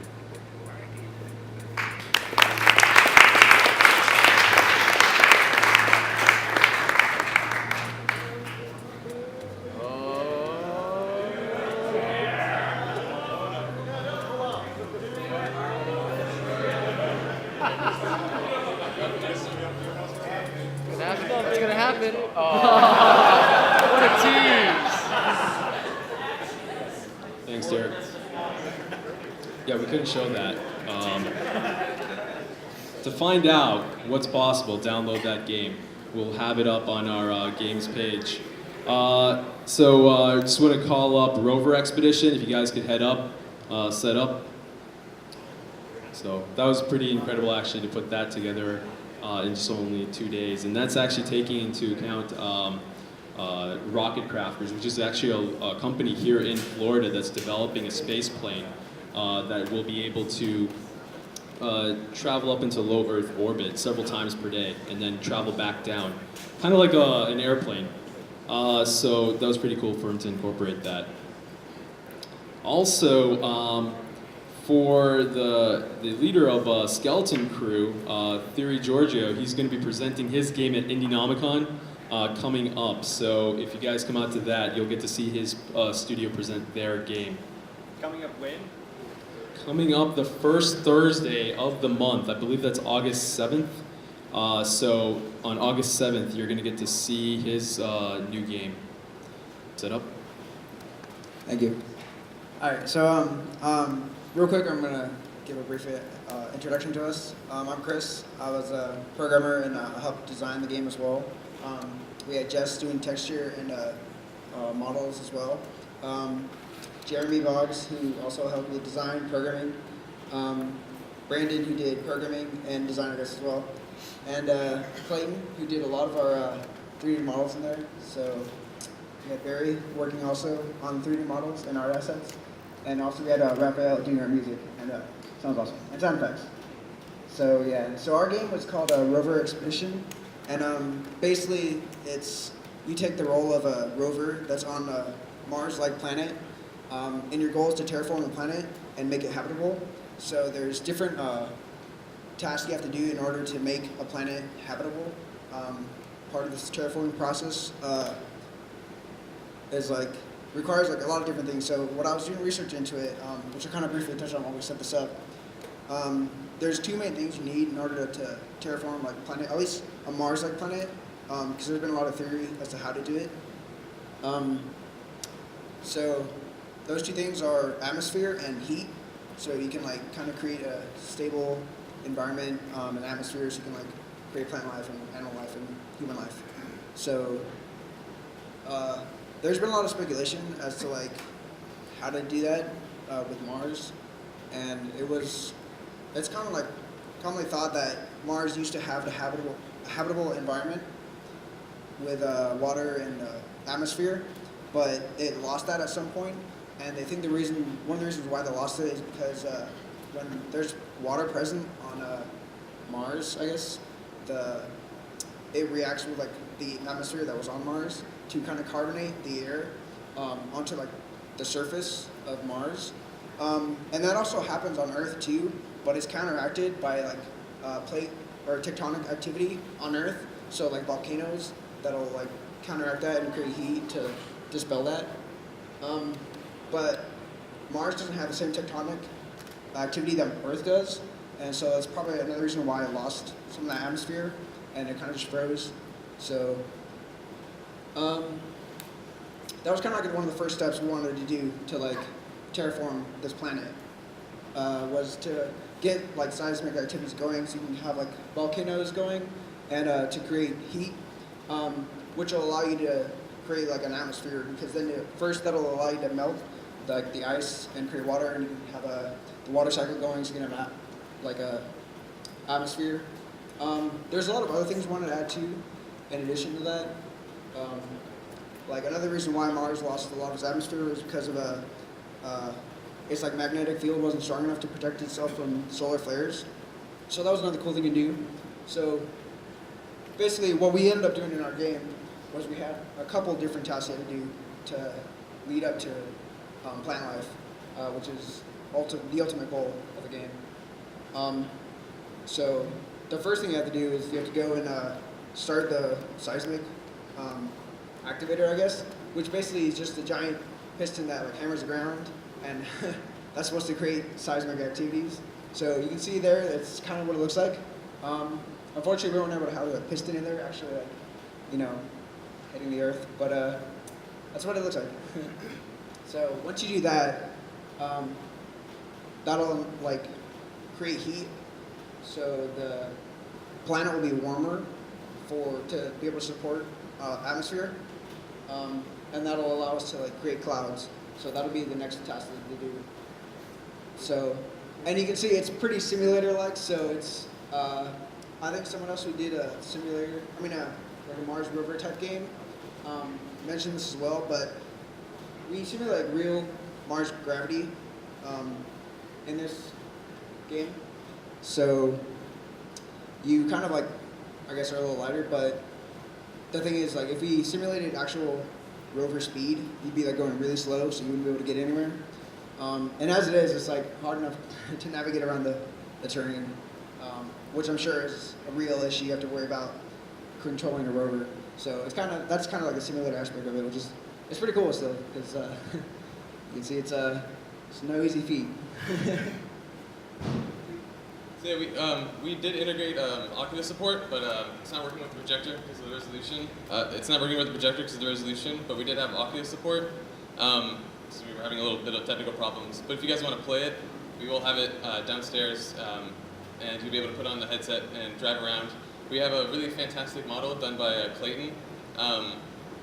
When you're in the Oculus mode, you're able to look down, you're able to see like the body of the rover.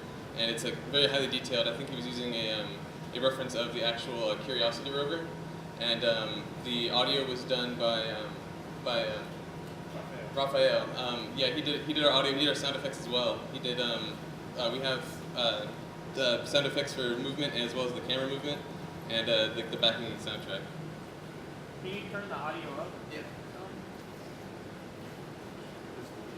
Yeah, like I said, like once it's a lot cooler with the actual Oculus Rift headset, because you can see a lot of it, and there's a fully implemented day-night cycle. So it'll eventually, you can see the sun is setting, and there's nighttime with lighting as well from the moon and stars.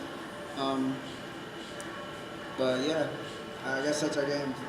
And if you guys have any questions, feel free to ask. Oh yeah, so you can also like create plants too. And yeah, if you fire, you will launch a seed grenade, which will create plants, and they're actually growing really slowly. You won't be able to see them, but once you go back to your docking station, time will like speed up, and you'll see them grow. And you can see that with the Oculus. So like, that's like our small plant, and it'll grow. But yeah. Great job, guys. Real quickly, can you guys introduce yourselves before we go? Introduce ourselves again. I'm Chris. I was a programmer. My name's Jessica. I did some of the modeling and textures. My name's Jeremy. I did some programming and some design. My name's Clayton. I did the character model for the rover and the animation. I'm Barry, and I did models and textures. Raphael, I did music production. And Brandon, I did programming and design. I'm Peter. I did the next game we're going to show.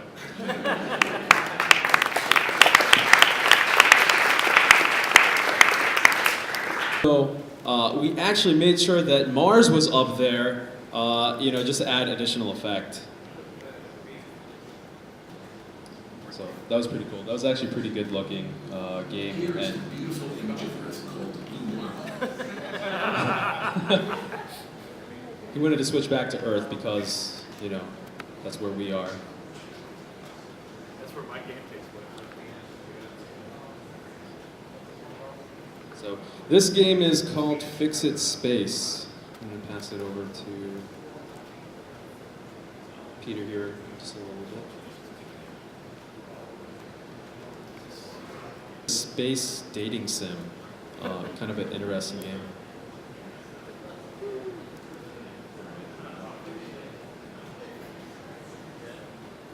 There you go. Yep. Okay, hey, I'm Peter. I'm one of the organizers. I'm going to have to turn around to show my game here. But, so this kind of started out as a game from a jam 2 years ago. that was called Adult Fish Finder, and it was this game where you try to get these two fish together, and when they find each other, they like fall in love, and a heart would come out. And so I was saying I'm gonna do that same game, but with astronauts. We'll call it like Astronaut Friend Finder, or the Adult Astronaut Finder, or something like that. But I mentioned that yesterday to some of the guys who came out from NASA. And, thanks for doing that. We really appreciate that you came out. And they were kind of like, yeah, NASA would not be interested in that game at all. So on my ride home, I was like kind of crying and thinking, NASA doesn't like my game, and thought, okay, well, I'm gonna change it up a little bit. And for my game, of course, you hit space to begin. And so you're this little astronaut, and you are hanging out around the International Space Station. And you can see there's a problem there, and you have to fix it. So you get this wrench, and here we go, and you fix it. And it's actually really hard to control them, but I've been practicing a bit. So you have to go pretty slow, or you get stuck on things. So I also thought, so he's out there in space fixing things. Doesn't he still deserve love? And so I added this little scene, which is relatively similar to Adult Fish Finder. And you come over here and you find love. And yeah, so then it restarts. I also did all the music and sound on my own, and this was like a 2-hour effort. So there you go. That is Fix It Space. Pretty awesome. It's true. Astronauts deserve love as well. And that beginning portion was just like the movie Gravity. It's like you cannot even tell the difference. So as Astronaut Nobaka, which is a fitting, I guess, game to follow, is going to be setting up. That was pretty cool. So, while we're busy organizing and things like that, Peter was still able to find some time to kind of put together a really quick game. So that was kind of cool. And amongst, some of these games that incorporate real space science, you got to have some fun too. So here, I'm going to pass it off to the Team Astronaut Nobaka. Who's ready to play a dating sim? Yeah! So, and I think if you remember my initial pitch, we were going to go with 9 planets, and then I was like, are you crazy? Why? This project was really Raphael, get up here. You did some music. Actually, is everyone up here? No, not everyone. Everyone who, we had some voice actors with Bree and Corey.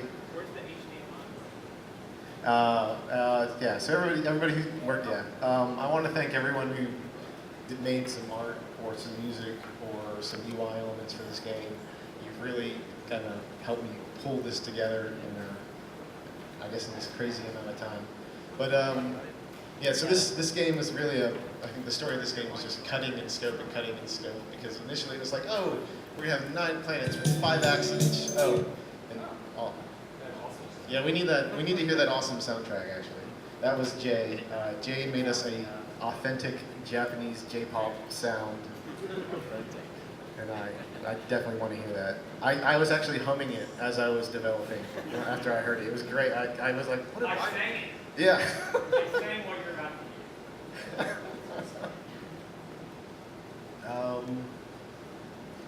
do. So basically we cut down in scope, and now you're just an astronaut, and you date the planet Mars, and you encounter her, then you go on a first date to a coffee shop, then you have to. If everything goes well, you can obviously fail at any point. Almost. And then you meet her father, and then you get married. Oh, here we go. I'll shut up.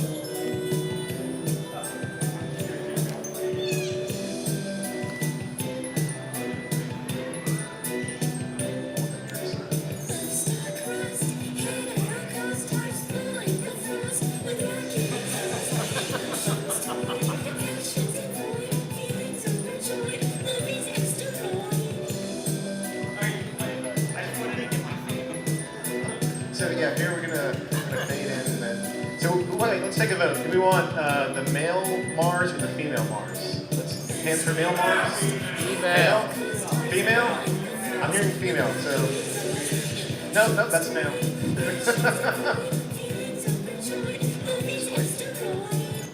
Alright, so here's our episode 1, the meeting. I wanted to point out that all those asteroids were like rose shaped, and I just love that piece of art. And Nick here was our primary writer. I did a little bit of editing, but Nick crafted a wonderful character who you'll see is obsessed with JFK and conspiracies, and is also the planet Mars. Yeah, let's go get this. Yeah, so this is also web-based. So if you just want to go onto your I guess the jam page, the itch.io, it's playable on the web. Yeah, Kennedy lives. Get to like the just keep clicking. You can click through the so you can skip. Oh, so this is your astronaut right here, and he's kind of floating in space, and he's about to approach Mars. Here's Mars.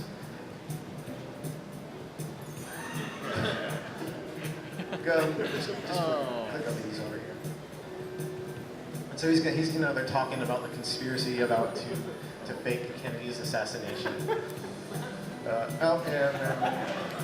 There should be some voice acting from Bree, but it's kind of, I guess the sound is a little. If you go on the site, you can hear it. Go with just always go on the left. Let's at least get to Starducks. So clearly Mars is very expressive, and then you go, hey, do you want to get some coffee? This is like follows my my dating life pretty much to a T. So we're on episode 2. So yeah, any questions while we have like a minute left? This was done in Game Maker. I love Mars's expression. And yeah, Raphael. Click keep on clicking and go click that one because I want to get to the game over screen. This is by Raphael. I love this tune as well. It's called Hidden Tech. Is that what it's called?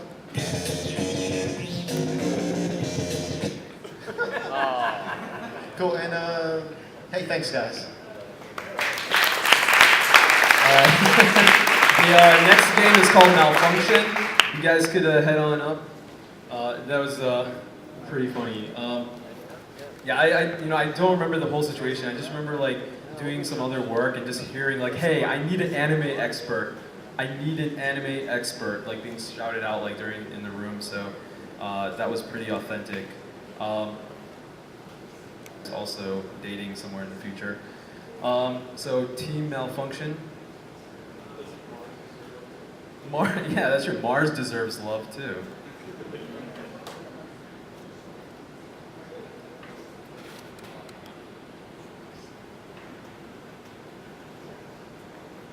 Alright guys, so what's up? My name is Marco, and the game I made is called Malfunction. I pitched it on Friday, but it didn't pan out right.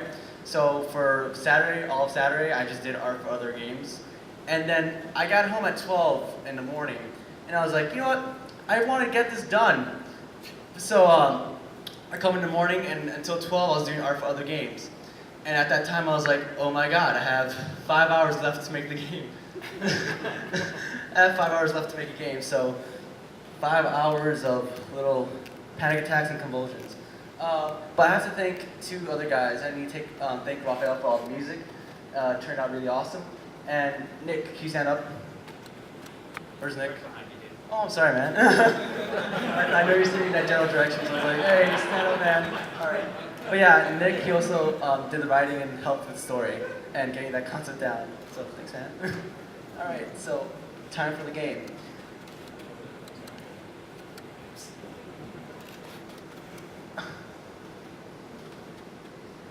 And I made this in Game Maker.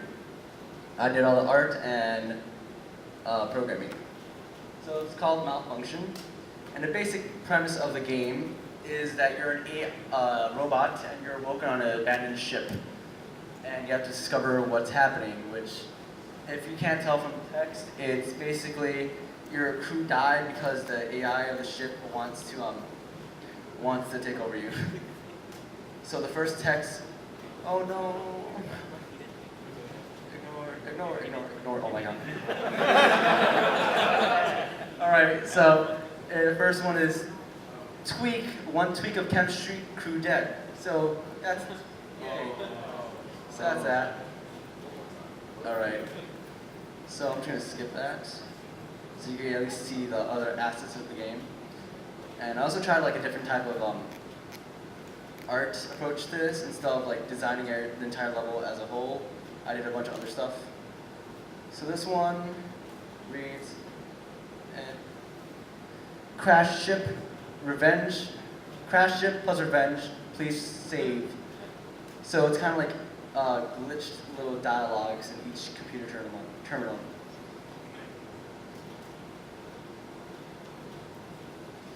Brutalized, savage, free me. Alright, go over here. I initially had like more planned in terms of art to convey like a bit of the crewmate's personality, but you know, that's all I had time for. 101, soon, saved.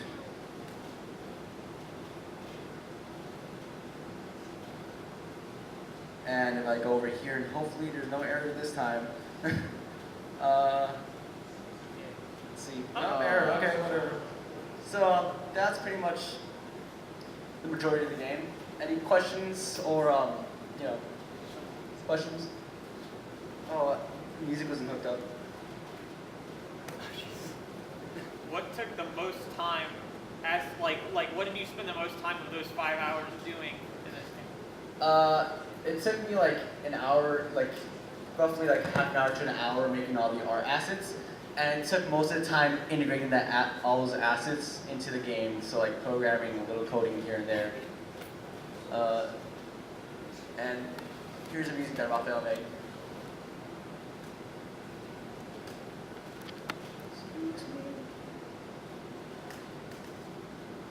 It's not playing. So sets the tone pretty well.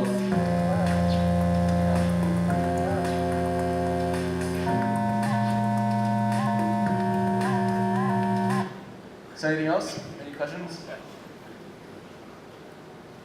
All right then.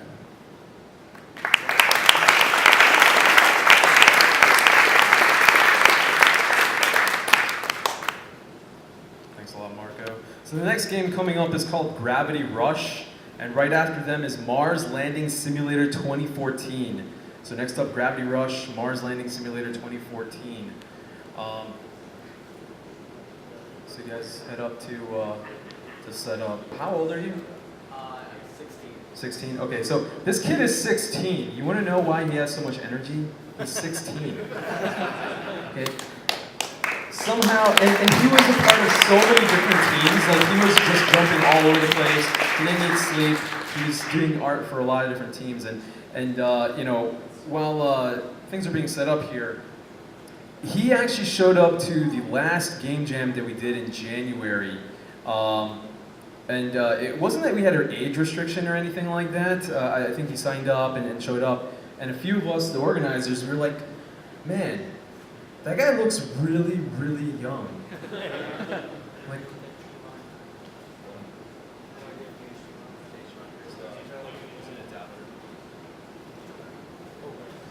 yeah.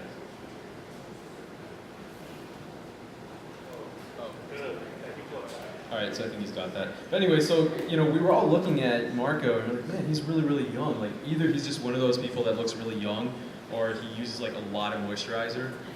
And, but you know, he found out about it, and the global game jam that we do in January is generally geared towards professionals. But he got in, and he got onto a team, and he was actually, hanging in there. He was on a team with, somebody older, like in their 50s, who worked at Google. He worked with a lot of other professionals, and when we talked to them, we were like, this kid is amazing. And he continues to be so. So, and yeah, now he can drive because he's 16. Watch out. Alright, we're gonna pass the word in a second. Hello, I'm Christopher Ross, and I created Gravity Rush. On the left side of the screen, you'll see the explosion of a star going supernova. We have a planet that's about to be destroyed by it, and our little ship here attempting to escape. So it's currently waiting. When I click, this ship is going to start flying to the right. I'm going to try and hopefully last as long as possible, not by controlling the ship directly, but by placing the planets to be able to bend the ship in different directions. So because of this, a lot of the work was spent on getting the physics to work out correctly, getting things to orbit around, making it so that everything was moving in the correct direction. On top of that, a lot of time was spent attempting to be able to make it so that not only was the physics pretty accurate, but also so that it was accurate and you didn't accident, and it wasn't extremely difficult or extremely easy. So all of the equations being used are accurate, but the gravitational constant, for instance, is not. There is a couple of tweaks that I made there. There's something that makes it so that it'll sort of orbit naturally.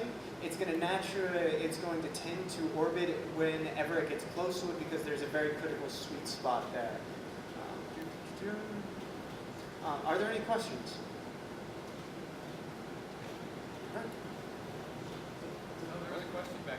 Oh, sorry, I didn't see it. Yes, I apologize. There's also music by Raphael, which chants.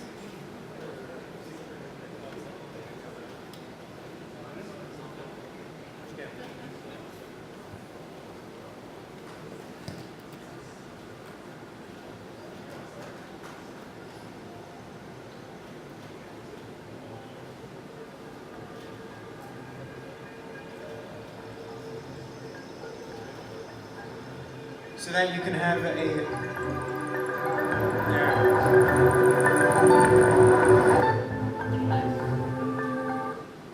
there any other questions? All right, thank you. So the next team, Mars Landing Simulator 2014, please come on up. So this team is pretty special. So while they're setting up, now I thought that was pretty crazy. Like, he made this pretty much by himself, and definitely he had help from Raphael, who's also super amazing. He's been doing music for a lot of different teams. So good luck with him too.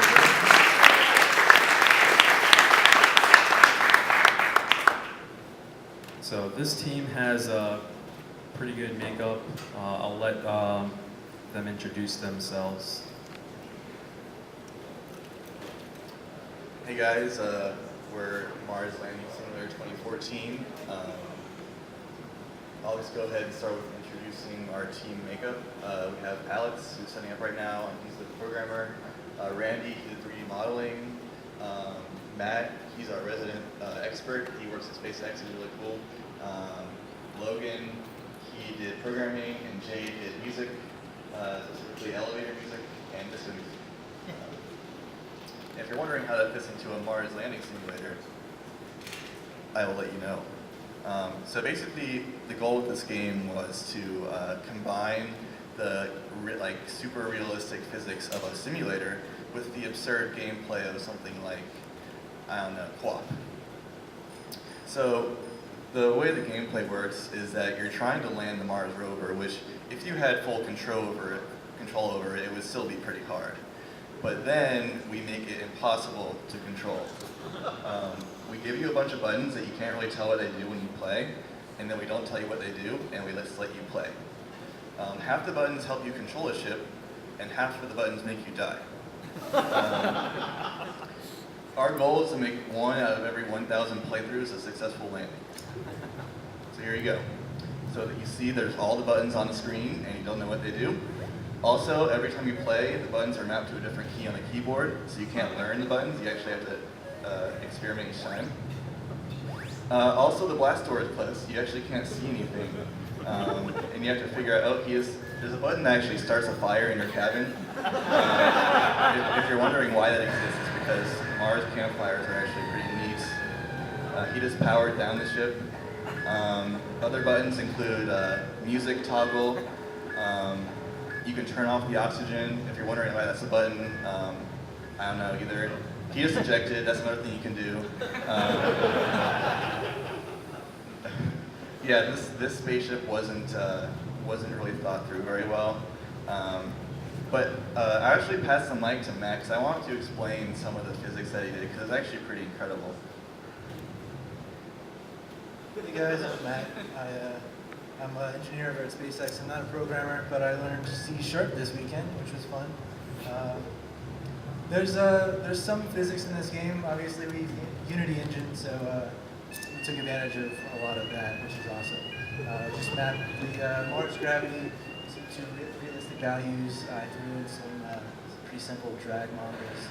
Took some data from Apollo, some data from the Dragon capsule that SpaceX makes, and just kind of jumbled everything together and made something that kind of looks like it's realistic. And if you actually had control over this capsule, it would fly pretty well. It would make a whole lot of sense, but you won't be able to control this thing.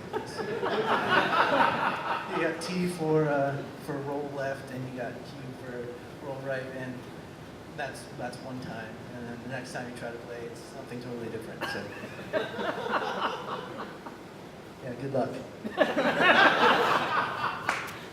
All right, I just want to point out a few more things once the game gets restarted. There's actually a very realistic chance of survival calculation that's being done every second, and it's based on whether or not you have the music playing, and also whether or not you have the parachute deployed. So, combination of realism and absurdity is kind of the name of our game here. So actually the chance of survival is here. So right now it's about 15%. Hopefully that's going to rise as he turns on the music. I haven't actually managed to turn on the music yet up here, so let's go do it. Yeah, so I want to have the music play because actually Jay made two nice little loops for us. Yeah, you can't really see it on the screen, but it's actually a self-destruct button. Sorry about that. And the funny thing about the self-destruct button is that every time you press it, the timer goes up by 1, but it doesn't actually blow up your ship that you think it's going to. So, yeah. So basically, absurd gameplay combined with simulation is what our game is. So, any questions? No questions. I have a question. Is the cheese wheel still in it? The cheese wheel had to be cut. What was the cheese wheel?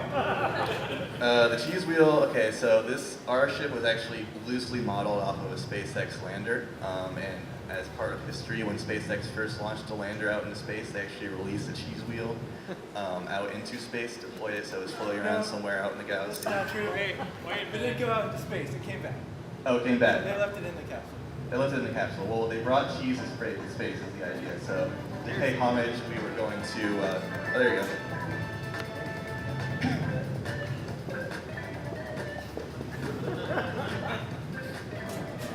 Yeah, this music just mocks you, really. Yeah, so we were gonna have a cheese wheel in our game, but we had to cut it because there weren't enough buttons to have all the things we wanted to have in there. We thought the fire extinguisher was much more important. Okay, any other questions? Yes. Oh, absolutely. One person, one time. And it was one of the developers. I think we're out of time. All right, thank you. Thanks a lot. So we're just about done. We have just I think 2 more teams. Let's see, we had Mars Landing Simulator, and it looks like we have Jay with Punch Robot up next. Oh, sorry. Wait. On. Yeah, this list got a little jumbled. Jay, hold on just one moment. Next up is actually junk. That is addressing a very real issue that's happening in space. There's a lot of junk out there. So I'm going to let this team kind of show you what they did. After that, we have, I believe, our last game, Punch Robot. made this weekend. You know, I was kind of expecting some of them to not make it, or there'd be some other issues that get in the way, but no, everybody rallied together and made a lot of games, a lot. So here I'm going to pass the mic over to the team while they're setting up junk.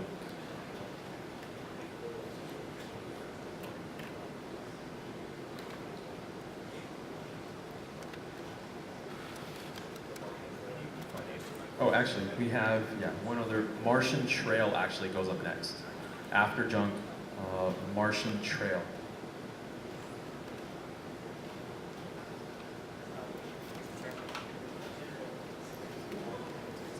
Hey everyone, how y'all doing? Good? Just powering up my computer right now, so it's going to be a second, sorry.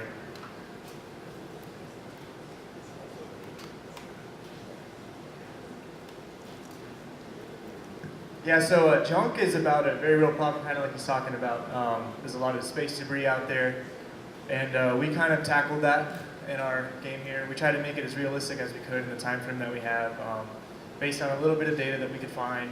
It's probably more of a simulation than a game. We tried to recreate like a lot of the physics and whatnot of debris floating around the planet. Obviously, none of that could really be simulated in real size because the planet's obviously way too huge for a game, but we did that as accurately as we could.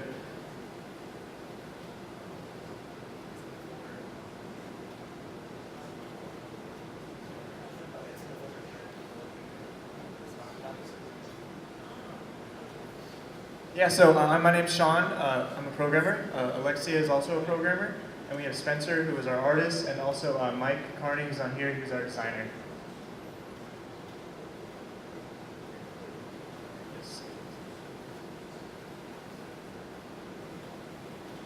Yeah, so the goal of the game, once we start getting into it, is basically there are a lot of satellites orbiting around the planet, and you have to destroy the debris with several different devices. You can either move the debris further away from the planet or closer to the planet, depending on where the debris is in relation to your satellite.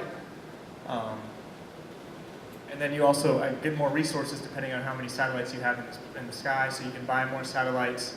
And then also, once you accumulate enough resources, you can actually enter a new policy, which is basically a win mode, where the planet then intelligently doesn't put debris into space anymore.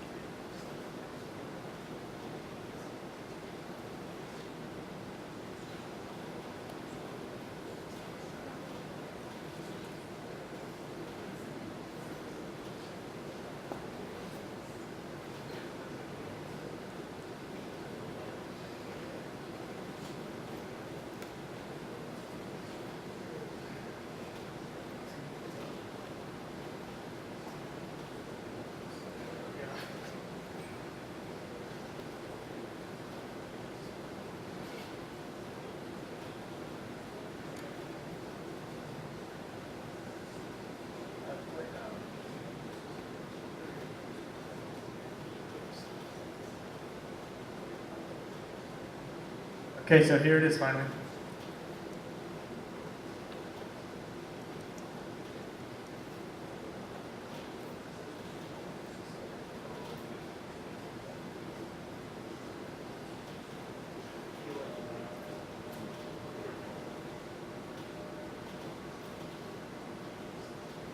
Yeah, JUNK stands for Joint Unkempt Nimgus Cleanup, in case you're wondering. And yeah, big shout out to everyone from the Galactic team, all of our sponsors. Double D from SpaceX has actually helped us come up with the idea. We had no idea there was space debris in the first place. So.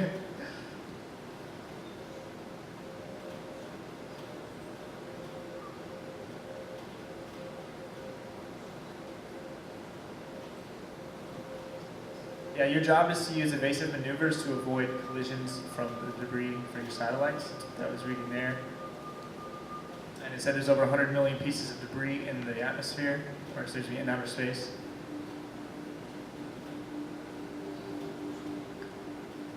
And The scene is loading. It wasn't this slow earlier, I promise. I don't.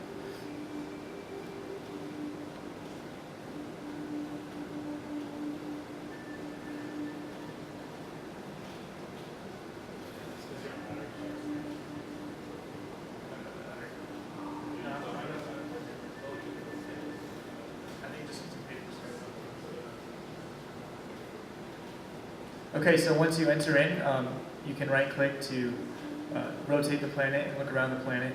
As you can see here, we have all the different physics I was talking about earlier going on with the debris floating around the planet. The green objects, you can't see them very well from here, but those represent the satellites that are orbiting around the planet. The red objects represent the larger debris that you're trying to avoid, as well as the larger white objects. And there's multiple view modes. Once you click on that button, you can enter a top-down perspective. From the top-down perspective here, you can see the grid, which shows you where the planets are, or where the satellites and where the debris is rotating, so you can kind of get an idea of which debris you should relocate or which satellites you should move based on that grid. That way you can avoid obstacles. And then if you switch back over to the perspective view, it says you must protect the satellites. We kind of like try to make a tutorial because it's a first game, so everyone, when they're first playing, knows what to do. And then anytime you can click a debris when you're in the perspective or the top-down view.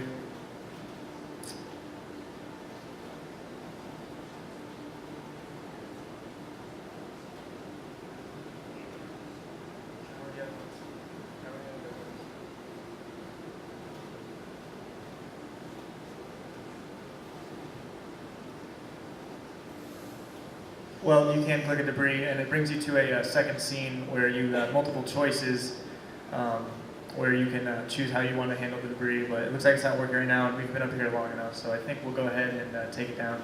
Did you guys have any questions for any of us? Yes.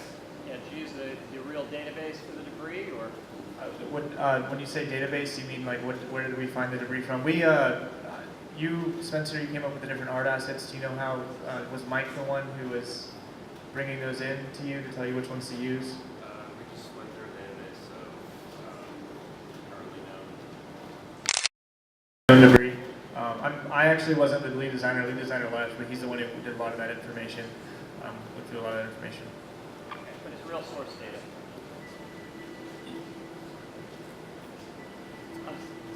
Any other questions? Yeah, I don't know the source of the data, unfortunately. Any other questions?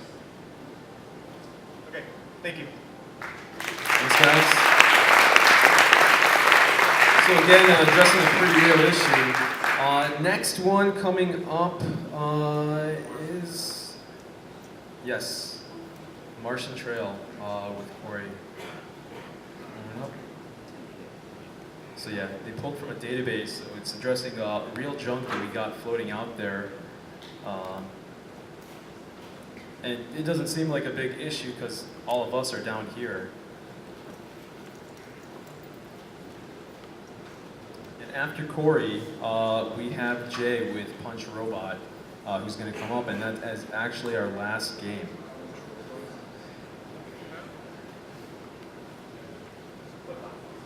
But not least.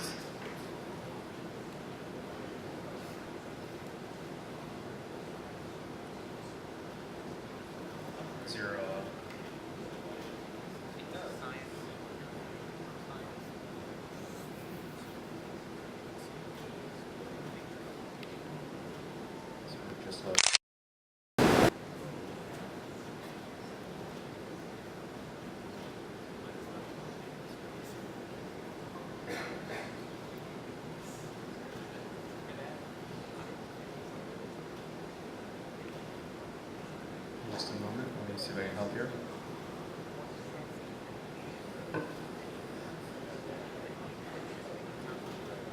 The suspense is killing me.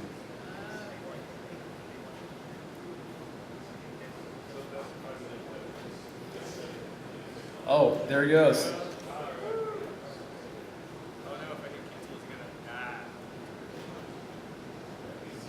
We can see the screen. I know, there's I know. one. You'll see There's one a lot of in a second. pictures of me on that screen. I don't know what's going on. Like, Not I didn't authorize any of this. There's also, I think, like a keep it up.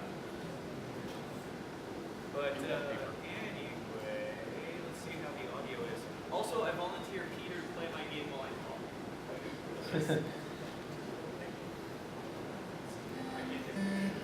Oh, Martian Trail. So that's a kind of a little bit of a throwback. So I'm going to pass the mic over to Corey.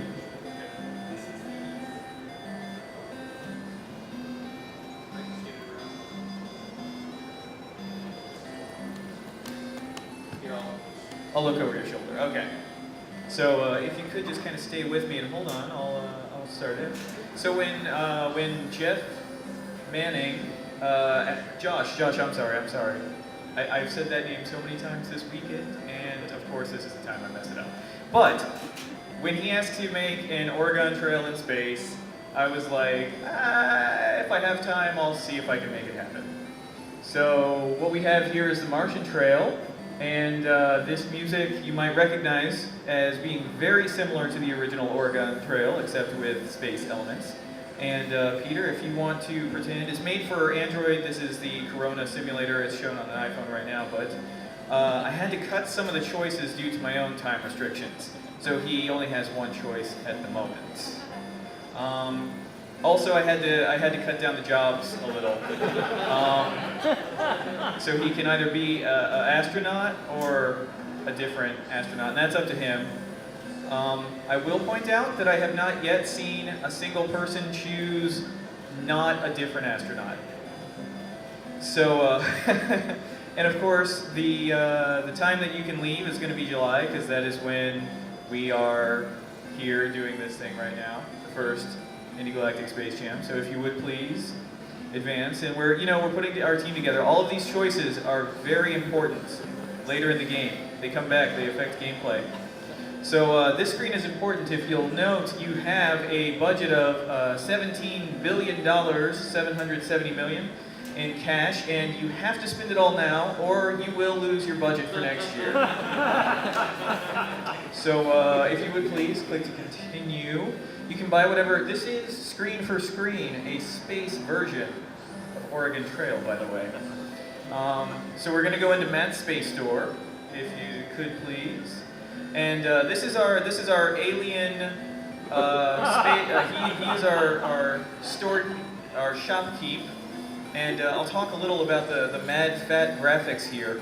This is actually my buddy Kunal, and I don't know if you guys are familiar with data bending, but you can import images into audio programs and apply audio effects and export them, and it does fun things.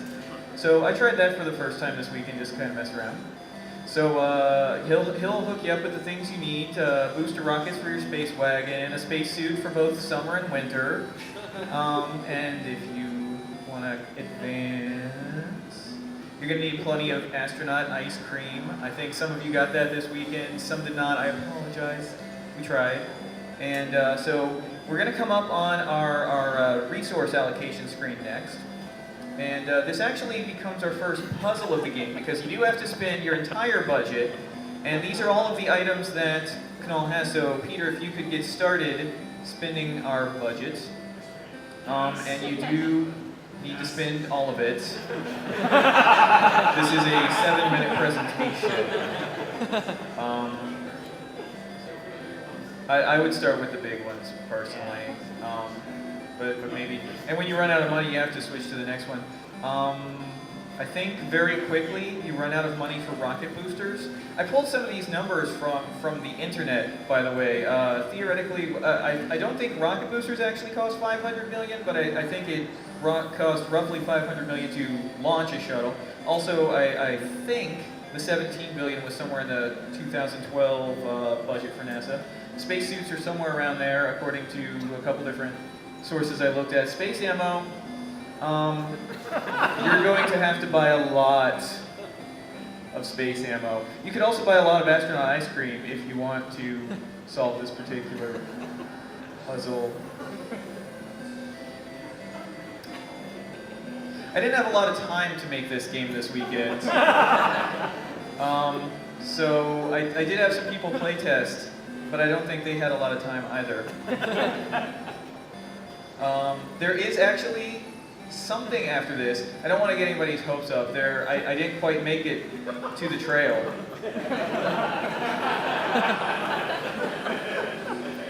But there is actually something after this. I will also point out that I didn't have time to test whether or not the thing that I programmed after this actually happens. So if you want, we can finish out the 7 minutes with Peter clicking, or I can wrap up right now. Thank you. You can play. It's available for Android. You just download and install it. If anyone finds what's after it, please let me know and let me know if it works. Thanks, Corey. So I guess that's what you do with my likeness. So the next one is Jay with, I believe, Punch Robot or Robot Punch. So head on up. And that will be our last game, but definitely not least. Thanks for sticking in there. But we had a lot that came out of this single weekend. And actually people did go home at midnight to go sleep and shower and come back. We opened the doors at 6:30 and some people actually braved it out and made it that early. Others slept in a little bit more until about 8 a.m. So, yeah, I think it would take several hours, if not days, to just use up the rest of your funding, but yeah. We named it Space Store Simulator 2014. Yeah. I think that is needed. So you can definitely play that game by going to our, I guess, Game Jam website. We'll be posting up those games, and we'll post it on Facebook and Twitter as well. Or if you go to itch.io/jam/indiegalactic, all the games are going to be there. And also, even though this event is going to end, there's going to be more stuff that'll be coming out. All right, here I'm just going to help Jay for a quick second.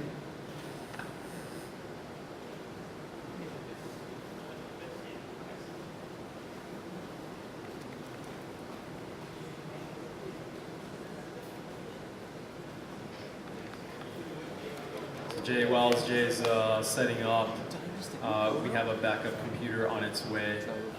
And Jay, by the way, has almost endless amounts of energy. He was helping out quite a few teams with their music, with his unique abilities.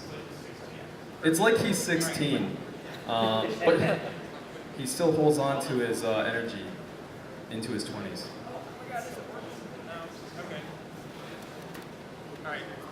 All right, we're going to the backup computer. Yeah, backup computer. Sorry, everybody. This is kind of like space. Space, they have a lot of backup systems. That's true. In space, they have backup systems, and that's what we got here. Advertisement. An advertisement for his upcoming game, Dropsy, which is about a clown that loves to hug people.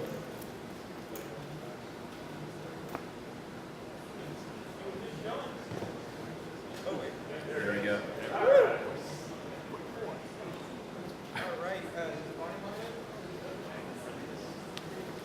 All right, this is a musical. All right, I'm gonna pass the mic to Jay. Is the volume on there? Because it's Okay. It's a little low. No. Is there a way to turn up that volume? Because you kind of need to hear this game. Is that the... That's the one. Okay. Go ahead. Well. Okay, so as you probably saw, I did a lot of music for teams, and this doesn't have much to do with space. I only had a couple hours. I had this idea where there's supposed to be a scene where there's a pod crash landing on a planet, and you're just a guy on this planet. So you got these hands, and you see this glitching out robot buried in the sand after he crash landed. So if you click with you can. Where's your? Oh, you can't punch him. I mean, where's the right click thing? Oh.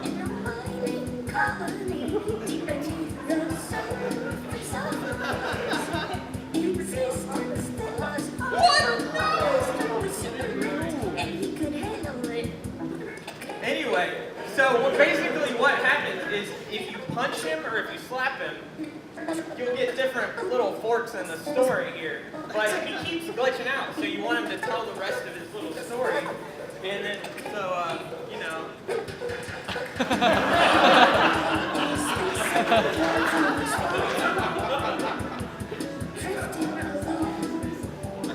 And, like, that's it. The punch is more aggressive, so it's like a worse story if you punch him, and it's a nicer story if you slap him. So, let's see.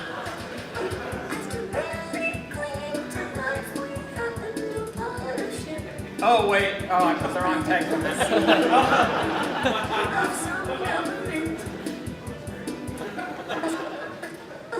Alright, let's see.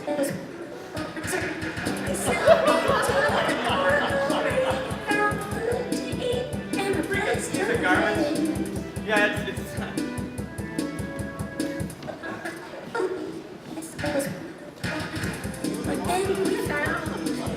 yes!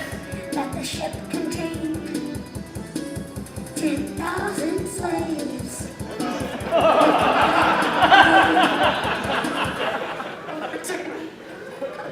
Broke him. He opened the line as fast as he could. To escape before we could get very far. The control module, it broke, and then we crashed on this desert planet. The end. Bye. Now I'm dead. So the little story, if you couldn't tell, was that. Oh yeah, he's freaking out again. But he kind of lied about that it broke because he ripped it out and it caused them to crash. Anyway, that's the game. If you want to play it, if we have time, I'll put it up down the stage.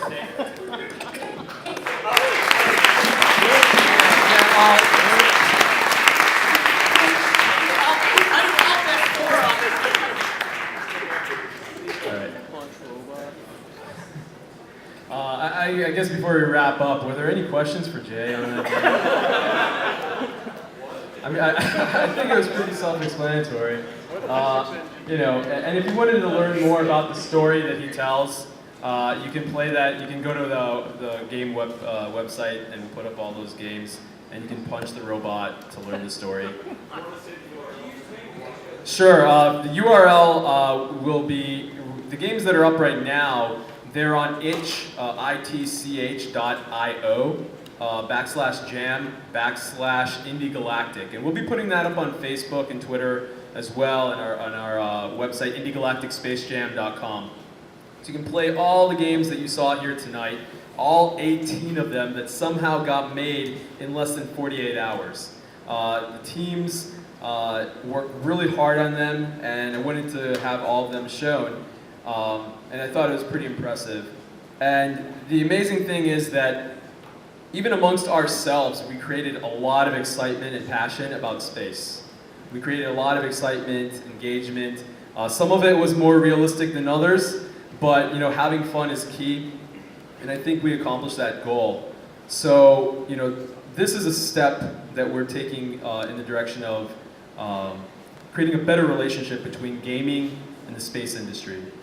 There's a lot of really cool things that are happening, and I think the more we work on games like this, the more we interact with different companies and agencies in the space industry, we can bring this kind of level of excitement. We want people to start dreaming about space again, and I think that's going to help move us forward. So I definitely appreciate all of you guys who were part of this weekend, and appreciate all of you that came here to attend and take a look. Oh, whoa. Okay, so we were live streaming this whole time on Twitch, and there's actually somebody from the internet that's been watching this. There's actually been several people, I don't know how many people, but there's... Alright, So we just put this together this weekend. We didn't even plan it. Just last minute we decided, hey, let's put this on Twitch, put it online, live streaming. So 14 people found it out there somewhere in internet land. And somebody actually sent us a question. So what is that? Actually, they just asked if they could ask a question. Oh, okay, so they asked if they could ask a question. Can you ask them back? Like, they can like give a question really quick. They want to know what the brand of hallucinogens Jay uses. Oh, all right. Not serious. Okay, so they asked what hallucinogens Jay uses, and where can you get them? I think you're just born with it. I don't think you can find that anywhere. Nothing. Target? No sleep. No sleep. So do weekends like this, no sleep, untethered creativity. It can make these kind of things happen. So again, a major thanks to all of you that were a part of this weekend. Please give yourselves a round of applause.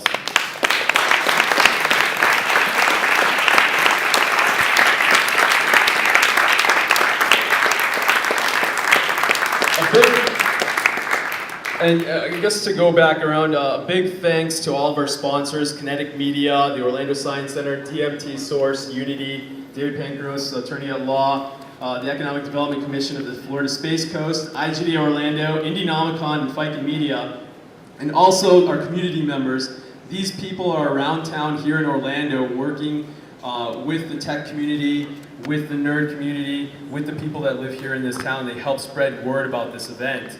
And a lot of what went into making this possible in about only a month and a half came from people that we know. People in our games community that believed that this could happen, people that we reached out into the space industry, and the people that we reached out who are our neighbors. So special thanks to OneTug, which is a .NET community of developers here in town. Big thanks to 1 Million Cups, which meets at 9 a.m. on Wednesdays. They're big friends of the startup community. Big thanks to 1 Million Cups. To Nerd Night Orlando, which is very, very cool. I believe that's the third Thursday of the month. Go see Josh out there in the back. He'll tell you all about that. Second Thursday. Sorry, second Thursday. I messed that up. And then also the Orlando Tech Association, which meets on the third Thursday of the month. And they're also big fans of the gaming industry here and of the tech community. So if you want to know how do things progress beyond this weekend, it's that we've all made some pretty great connections. We've made new friendships. You can definitely follow along on Facebook and Twitter and all the social media that we're going to have coming out. There's actually going to be a ton of videos that are going to come out of this weekend. Beyond just the games that you're going to play, we hope a lot of people play, and they play for hours and hours, and they start asking questions about space and robots and all different things. They're going to be engaged. You're going to see videos come out. There was a sketch that was actually filmed earlier today, and I believe it's being edited, so look for that to come out. And then also, okay, I'm going to get to that. There is one special request I'm going to ask before we wrap it up. The next thing also is Indienomicon. That is a meetup that happens on the first Thursday of the month. The next one is August 7th. We have 100+ people showing up every month, so the way to continue this forward is come out to that event so we continue to stay in touch, we remain friends, and we work on new projects together. And in terms of the space industry, I think we have an open dialogue now. Now we're friends with them in some regard, and I think this time next year, this is going to be even bigger and better. So 1 year from now, we'll get to reconvene for the 2015 Indie Galactic Space Jam, hopefully.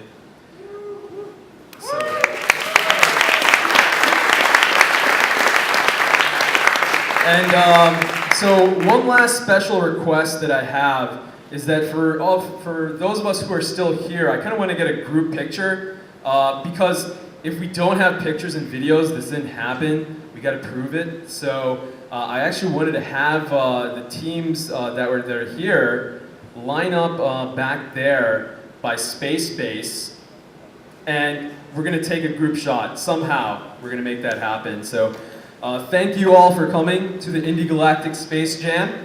Follow us on Facebook Look for Indie Galactic Space Jam. Go on Twitter with at Indie Galactic, and look for things to post over the next couple weeks. And also, by the way, see these shirts that everyone's wearing? You can still buy them. We're selling them downstairs for only $5. And we brought them up here. So if you need to wear one, you need to buy one, we have them up here. Oh, and also, here's a crazy story. Corey got pulled over by a cop yesterday, and the cop said, "Hey, what is that shirt?" So that shirt not only gave you a 10% discount to Subway this weekend, it got him out of a ticket. So for only $5, you can get a discount at Subway and get yourself out of a ticket. Think about that. Thank you all for coming, and I'm gonna head over there for the picture.